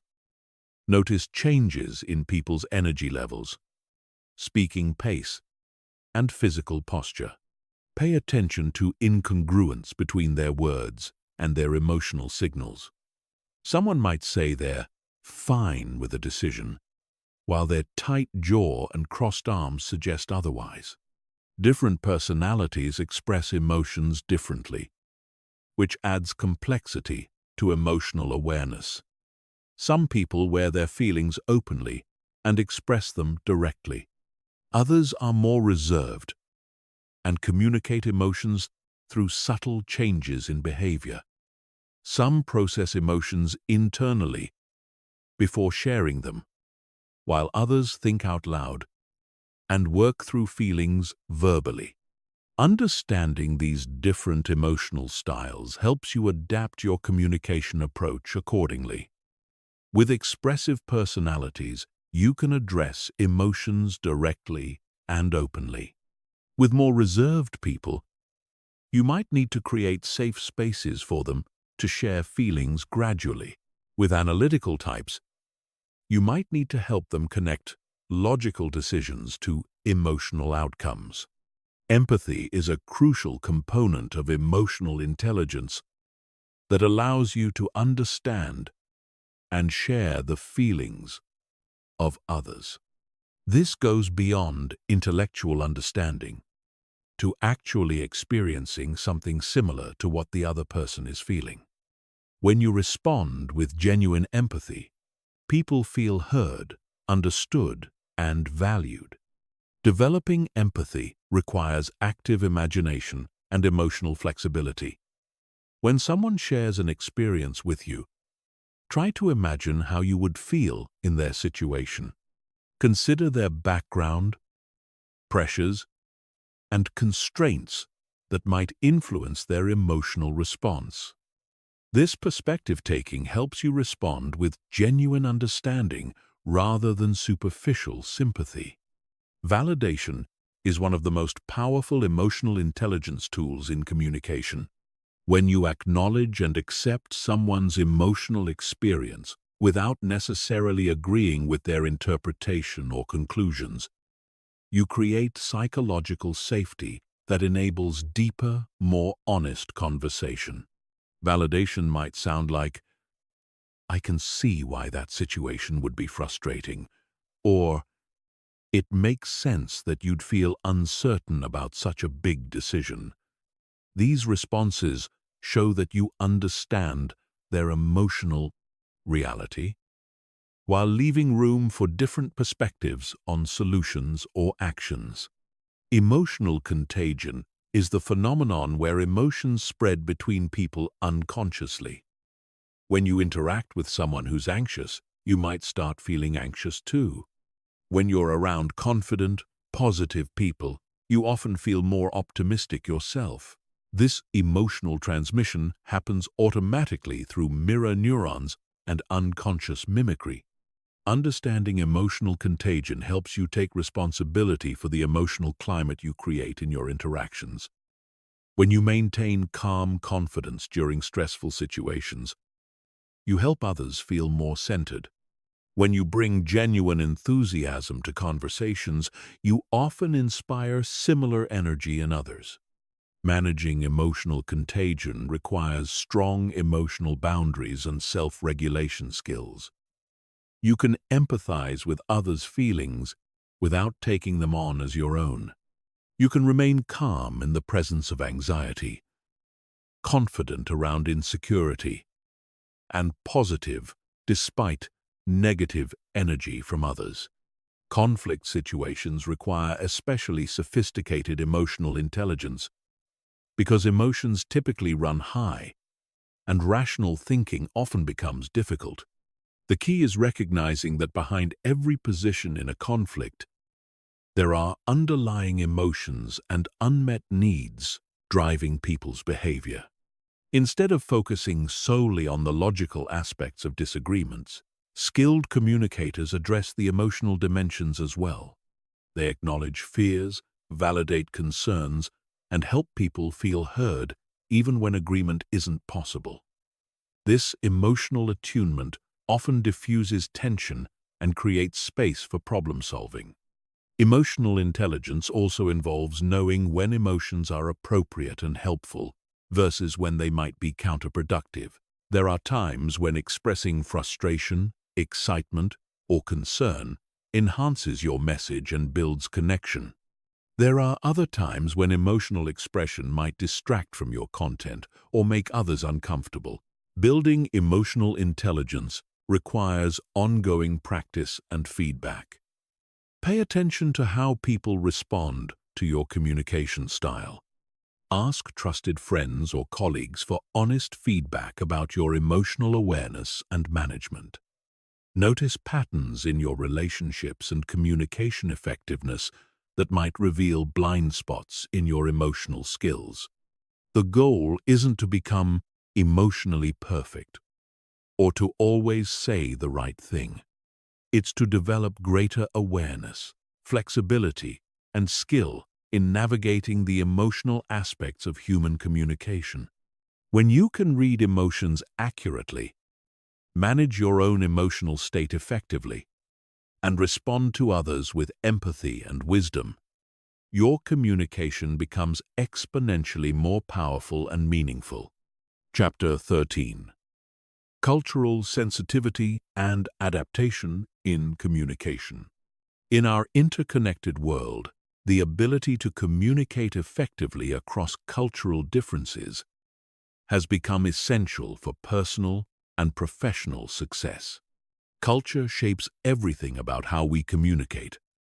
Our directness or indirectness, how we show respect, what topics we consider appropriate, how we handle conflict, and even how we interpret silence and eye contact. Cultural sensitivity in communication isn't about political correctness or walking on eggshells around people from different backgrounds. It's about developing genuine curiosity about different ways of thinking and communicating. recognizing that your cultural norms aren't universal, and adapting your communication style to build bridges rather than barriers. The first step to culturally sensitive communication is understanding your own cultural programming. The way you communicate feels natural and right to you because it's what you learned growing up. But it's just one approach among many valid alternatives. Your directness might feel honest and efficient to you, while seeming rude and aggressive to someone from a culture that values harmony and face-saving. High-context cultures communicate much of their meaning through implication, non-verbal cues, and shared understanding rather than explicit words. In these cultures, what's not said is often as important as what is said. People expect others to read between the lines, pick up on subtle signals, and understand messages that aren't spelled out directly.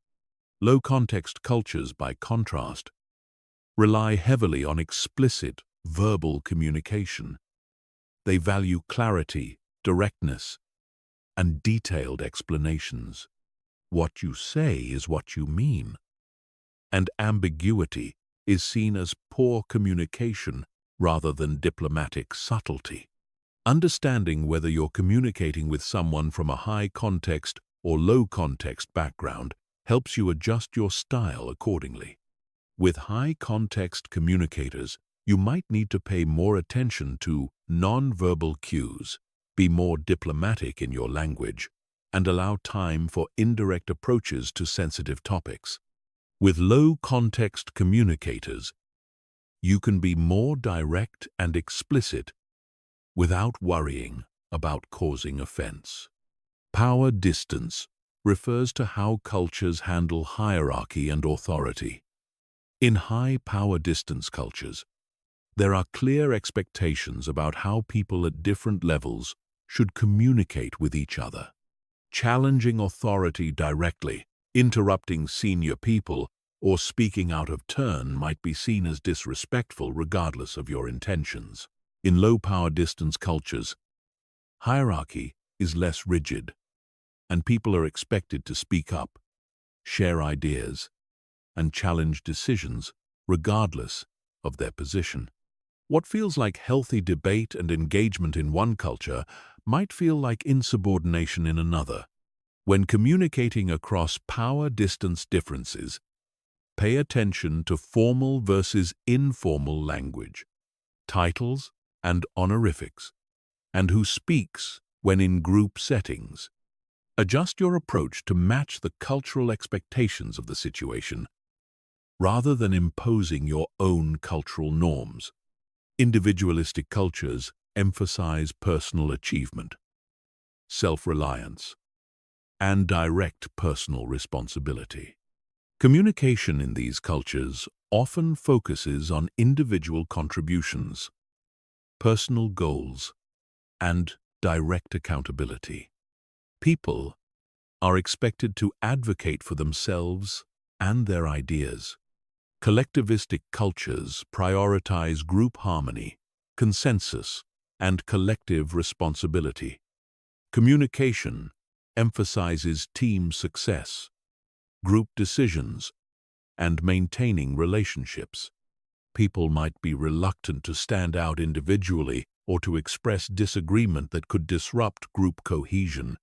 These differences affect everything from how decisions are made to how feedback is given. In individualistic cultures, direct personal feedback might be appreciated as helpful for improvement. In collectivistic cultures, the same feedback might be seen as face-threatening and damaging to relationships. Uncertainty avoidance describes how comfortable cultures are with ambiguity and unclear situations. High uncertainty avoidance cultures prefer detailed plans, clear rules, and predictable outcomes. Communication in these cultures often involves thorough preparation, comprehensive documentation, and careful risk analysis. Low uncertainty avoidance cultures are more comfortable with ambiguity and flexible approaches. They might prefer general frameworks rather than detailed plans and be more willing to adapt as situations develop. These differences affect meeting styles, decision-making processes, and project management approaches. Understanding your audience's uncertainty avoidance preferences helps you structure your communication to match their comfort levels with ambiguity and change. Nonverbal communication varies dramatically across cultures. Eye contact that shows confidence and sincerity in one culture might be seen as aggressive or disrespectful in another. Personal space preferences, appropriate touching, and gesture meanings all vary based on cultural background. Rather than trying to memorize all possible cultural differences, develop sensitivity to nonverbal cues and adjust based on how people respond to your behavior. If someone seems to step back when you move closer, respect their space preferences. If they avoid eye contact, don't force it by moving into their line of sight. Time orientation also differs significantly across cultures. Monochronic cultures view time linearly and emphasize punctuality, schedules, and sequential task completion. Communication in these cultures is often efficient and focused on covering agenda items within allotted time. Polychronic cultures view time more flexibly and prioritize relationships over schedules. They might see rigid adherence to agendas as rude if it prevents important relationship building or cuts off meaningful discussion. Language differences add another layer of complexity to cross-cultural communication. Even when people share a common language, their fluency levels, cultural references, and communication styles might differ significantly. Speaking more slowly, using simpler vocabulary, avoiding idioms and cultural references, and checking for understanding become important skills. The key to successful cross-cultural communication is approaching differences with curiosity rather than judgment. Instead of viewing different communication styles as wrong or inefficient, see them as alternative approaches that might offer insights or advantages you haven't considered. Building cultural intelligence requires ongoing learning and exposure. Seek opportunities to interact with people from different cultural backgrounds. Read about different cultural values and communication styles. Ask questions when you notice differences, rather than making assumptions about what they mean. Most importantly, remember that cultural generalizations are starting points for understanding, not definitive rules about how individuals will behave. Every person is unique regardless of their cultural background, and effective communication requires paying attention to individual preferences and styles while being informed by cultural awareness. When you make cultural mistakes, and you will, apologize sincerely and ask for guidance about more appropriate approaches. Most people appreciate genuine efforts to bridge cultural differences even when those efforts aren't perfect. Chapter 14. Advanced Conversational Skills and Networking. Networking isn't about collecting business cards or manipulating people into helping you advance your career. True networking is about building genuine relationships based on mutual interest, shared values, and reciprocal value creation. When you approach networking as relationship building rather than transactional exchange, you develop connections that last for decades and create opportunities you never could have planned or predicted. The foundation of effective networking conversation is authentic curiosity about other people. Instead of focusing on what you can get from someone, focus on understanding who they are, what they care about, and what challenges they're facing. This shift in perspective transforms networking from an uncomfortable sales activity into genuine human connection. Most people approach networking with a scarcity mindset, worrying that others won't be interested in talking to them or that they don't have enough to offer in return. This anxiety creates awkward, self-focused conversations that feel forced and unnatural. When you approach networking with genuine interest in learning about others, conversations flow naturally and people remember you positively. Starting conversations at networking events requires moving beyond generic opening lines that everyone uses. Instead of, "What do you do?" try, "What brings you to this event?" Or, "What's the most interesting project you're working on right now?" These questions invite more engaging responses and show that you're interested in their current experience rather than just categorizing them by job title. The key to memorable networking conversations is finding genuine connections with people rather than trying to impress them with your accomplishments. Look for shared experiences, common challenges, mutual interests, or complementary expertise. These connection points create the foundation for ongoing relationships. Active listening becomes especially important in networking situations because people often feel like they're competing for attention and trying to get their own message across. When you listen with complete focus and ask thoughtful follow-up questions, you stand out from everyone else who's waiting for their turn to talk. Asking powerful questions separates good networkers from great ones. Instead of surface-level inquiries, ask questions that help people think differently about their work or situation. What's the biggest challenge in your industry right now? What trends are you most excited about? What would need to change for you to feel really successful in your role? These questions invite deeper conversation and show sophisticated thinking. Following up effectively is where most networking efforts fail. People exchange contact information, but never create meaningful, ongoing connection. The best follow-up happens within 48 hours and references something specific from your conversation. Instead of generic, "Nice to meet you," messages reference a particular topic you discussed. Share a relevant resource or make a helpful introduction. Building your networking pipeline requires being strategic about the events you attend and the relationships you prioritize. Instead of trying to meet everyone at every event, focus on having fewer, deeper conversations with people who share your interests or could become genuine connections. Quality networking involves thinking several steps ahead about how you might be helpful to people you meet. This doesn't mean immediately pitching your services. It means listening for challenges where your expertise, connections, or resources might be valuable.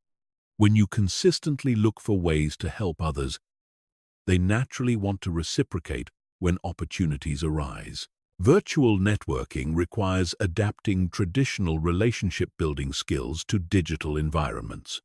Video calls, online events, and social media platforms all offer opportunities for meaningful connection, but they require different approaches than in-person interaction. In virtual settings, being fully present becomes even more important because it's easier to multitask or become distracted. Make eye contact with your camera, eliminate background distractions, and give your complete attention to the person you're speaking with. These behaviors are more noticeable and appreciated in digital environments where partial attention is common. Social media networking extends relationship building beyond formal events and scheduled meetings. Platforms like LinkedIn allow you to maintain ongoing connection with your network by sharing valuable content, commenting thoughtfully on others' posts, and staying updated on their professional developments. But social media networking requires the same authenticity and value focus as in-person relationship building. Instead of just promoting yourself, share insights that help others, celebrate their successes, and contribute meaningfully to industry conversations. This approach builds your reputation as someone worth knowing and staying connected with. Personal branding supports networking by making it clear what value you bring and what kinds of opportunities interest you. This doesn't mean creating a fake persona or exaggerating your capabilities. It means being intentional about how you present your expertise, interests, and unique perspective. Developing your networking skills also involves understanding different networking styles and adapting your approach accordingly. Some people prefer large group conversations. Others feel more comfortable in one-on-one discussions. Some enjoy formal networking events. Others prefer casual coffee meetings or activity-based networking. Pay attention to what environments and interaction styles work best for you, and seek out networking opportunities that match your strengths while gradually expanding your comfort zone. The goal isn't to become someone you're not. It's to become more skilled at building relationships in ways that feel authentic to you. Long-term relationship maintenance is what transforms networking contacts into valuable professional relationships. This involves staying in touch periodically, sharing relevant opportunities or information, and being responsive when people reach out to you. The best networkers think in terms of years and decades rather than immediate transactions. Remember that networking is ultimately about building a community of people who know and respect your work, understand your goals, and want to see you succeed. When you approach relationship building with this long-term perspective, individual conversations feel less pressured and more purposeful. Chapter 15. Creating your personal communication action plan. Everything you've learned about articulate communication and confident speaking means nothing unless you implement it consistently in your daily life. Knowledge without action is just entertainment. The difference between people who improve their communication skills and those who stay stuck at their current level is systematic practice and deliberate implementation of specific techniques. Your communication transformation starts with honest assessment of your current abilities and clear vision of where you want to be. Most people have never critically evaluated their communication strengths and weaknesses, so they continue repeating the same patterns while hoping for different results. Complete a thorough communication audit by recording yourself in various speaking situations over the next week. Include phone calls, meetings, presentations, and casual conversations. Listen to these recordings with fresh ears and note patterns in your vocal delivery, word choice, organization of ideas, and overall effectiveness.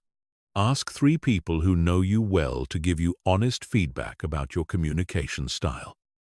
What do you do well? What could you improve? How do you come across to others?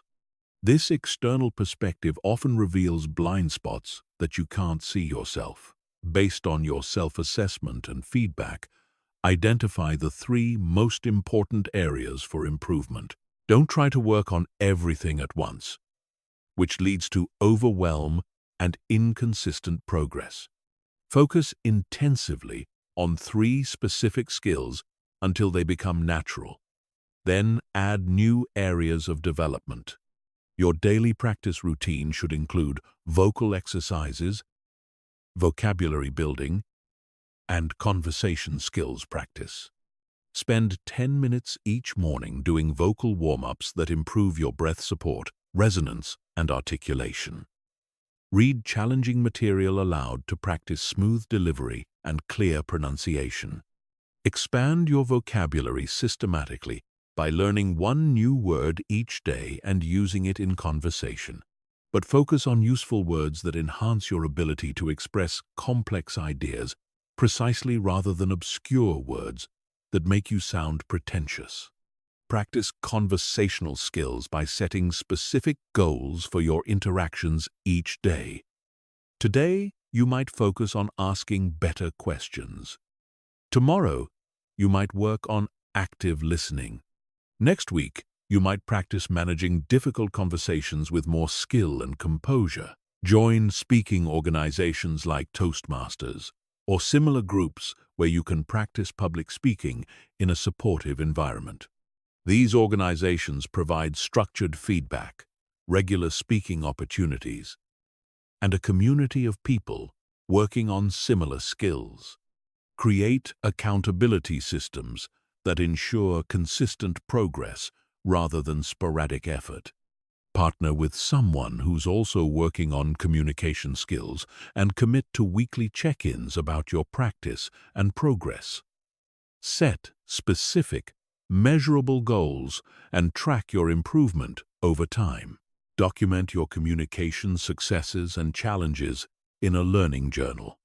After important conversations, presentations, or meetings, write brief notes about what went well, what you could improve, and what you learned. This reflection process accelerates learning and helps you identify patterns in your development.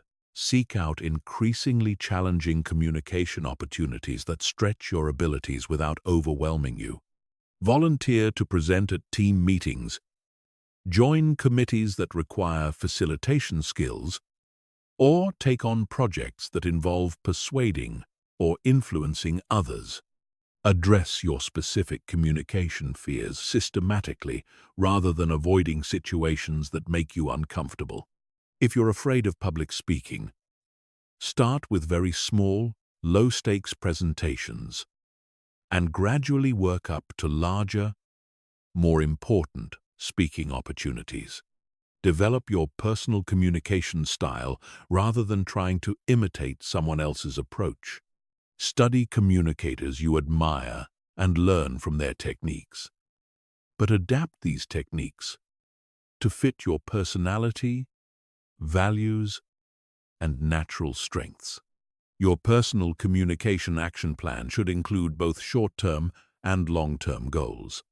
In the next 30 days, focus on implementing one specific technique from each major area: vocal delivery, body language, conversation skills, and presentation abilities.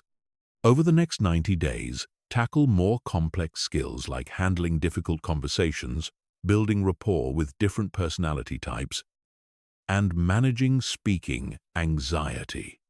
These skills require more time to develop, but create lasting transformation in your communication effectiveness. Your one-year vision should include specific communication outcomes you want to achieve: leading presentations with confidence, navigating difficult conversations skillfully, building stronger professional relationships, or communicating with greater influence and impact in your field.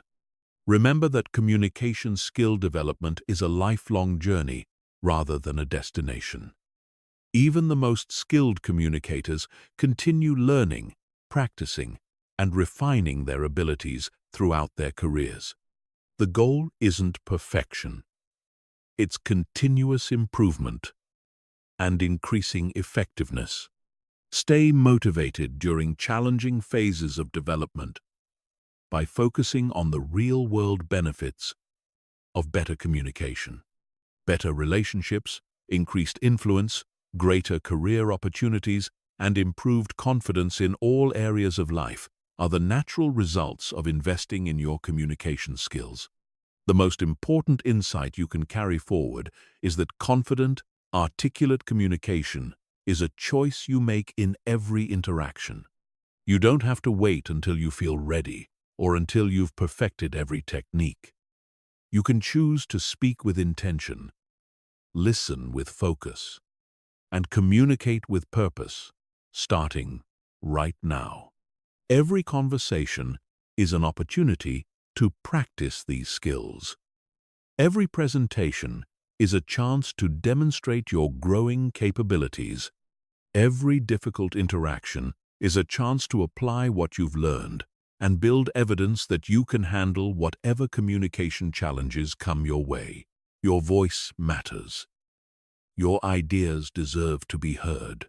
Your communication skills will determine how effectively you can share your knowledge, influence positive change, and build the relationships that create a meaningful, successful life.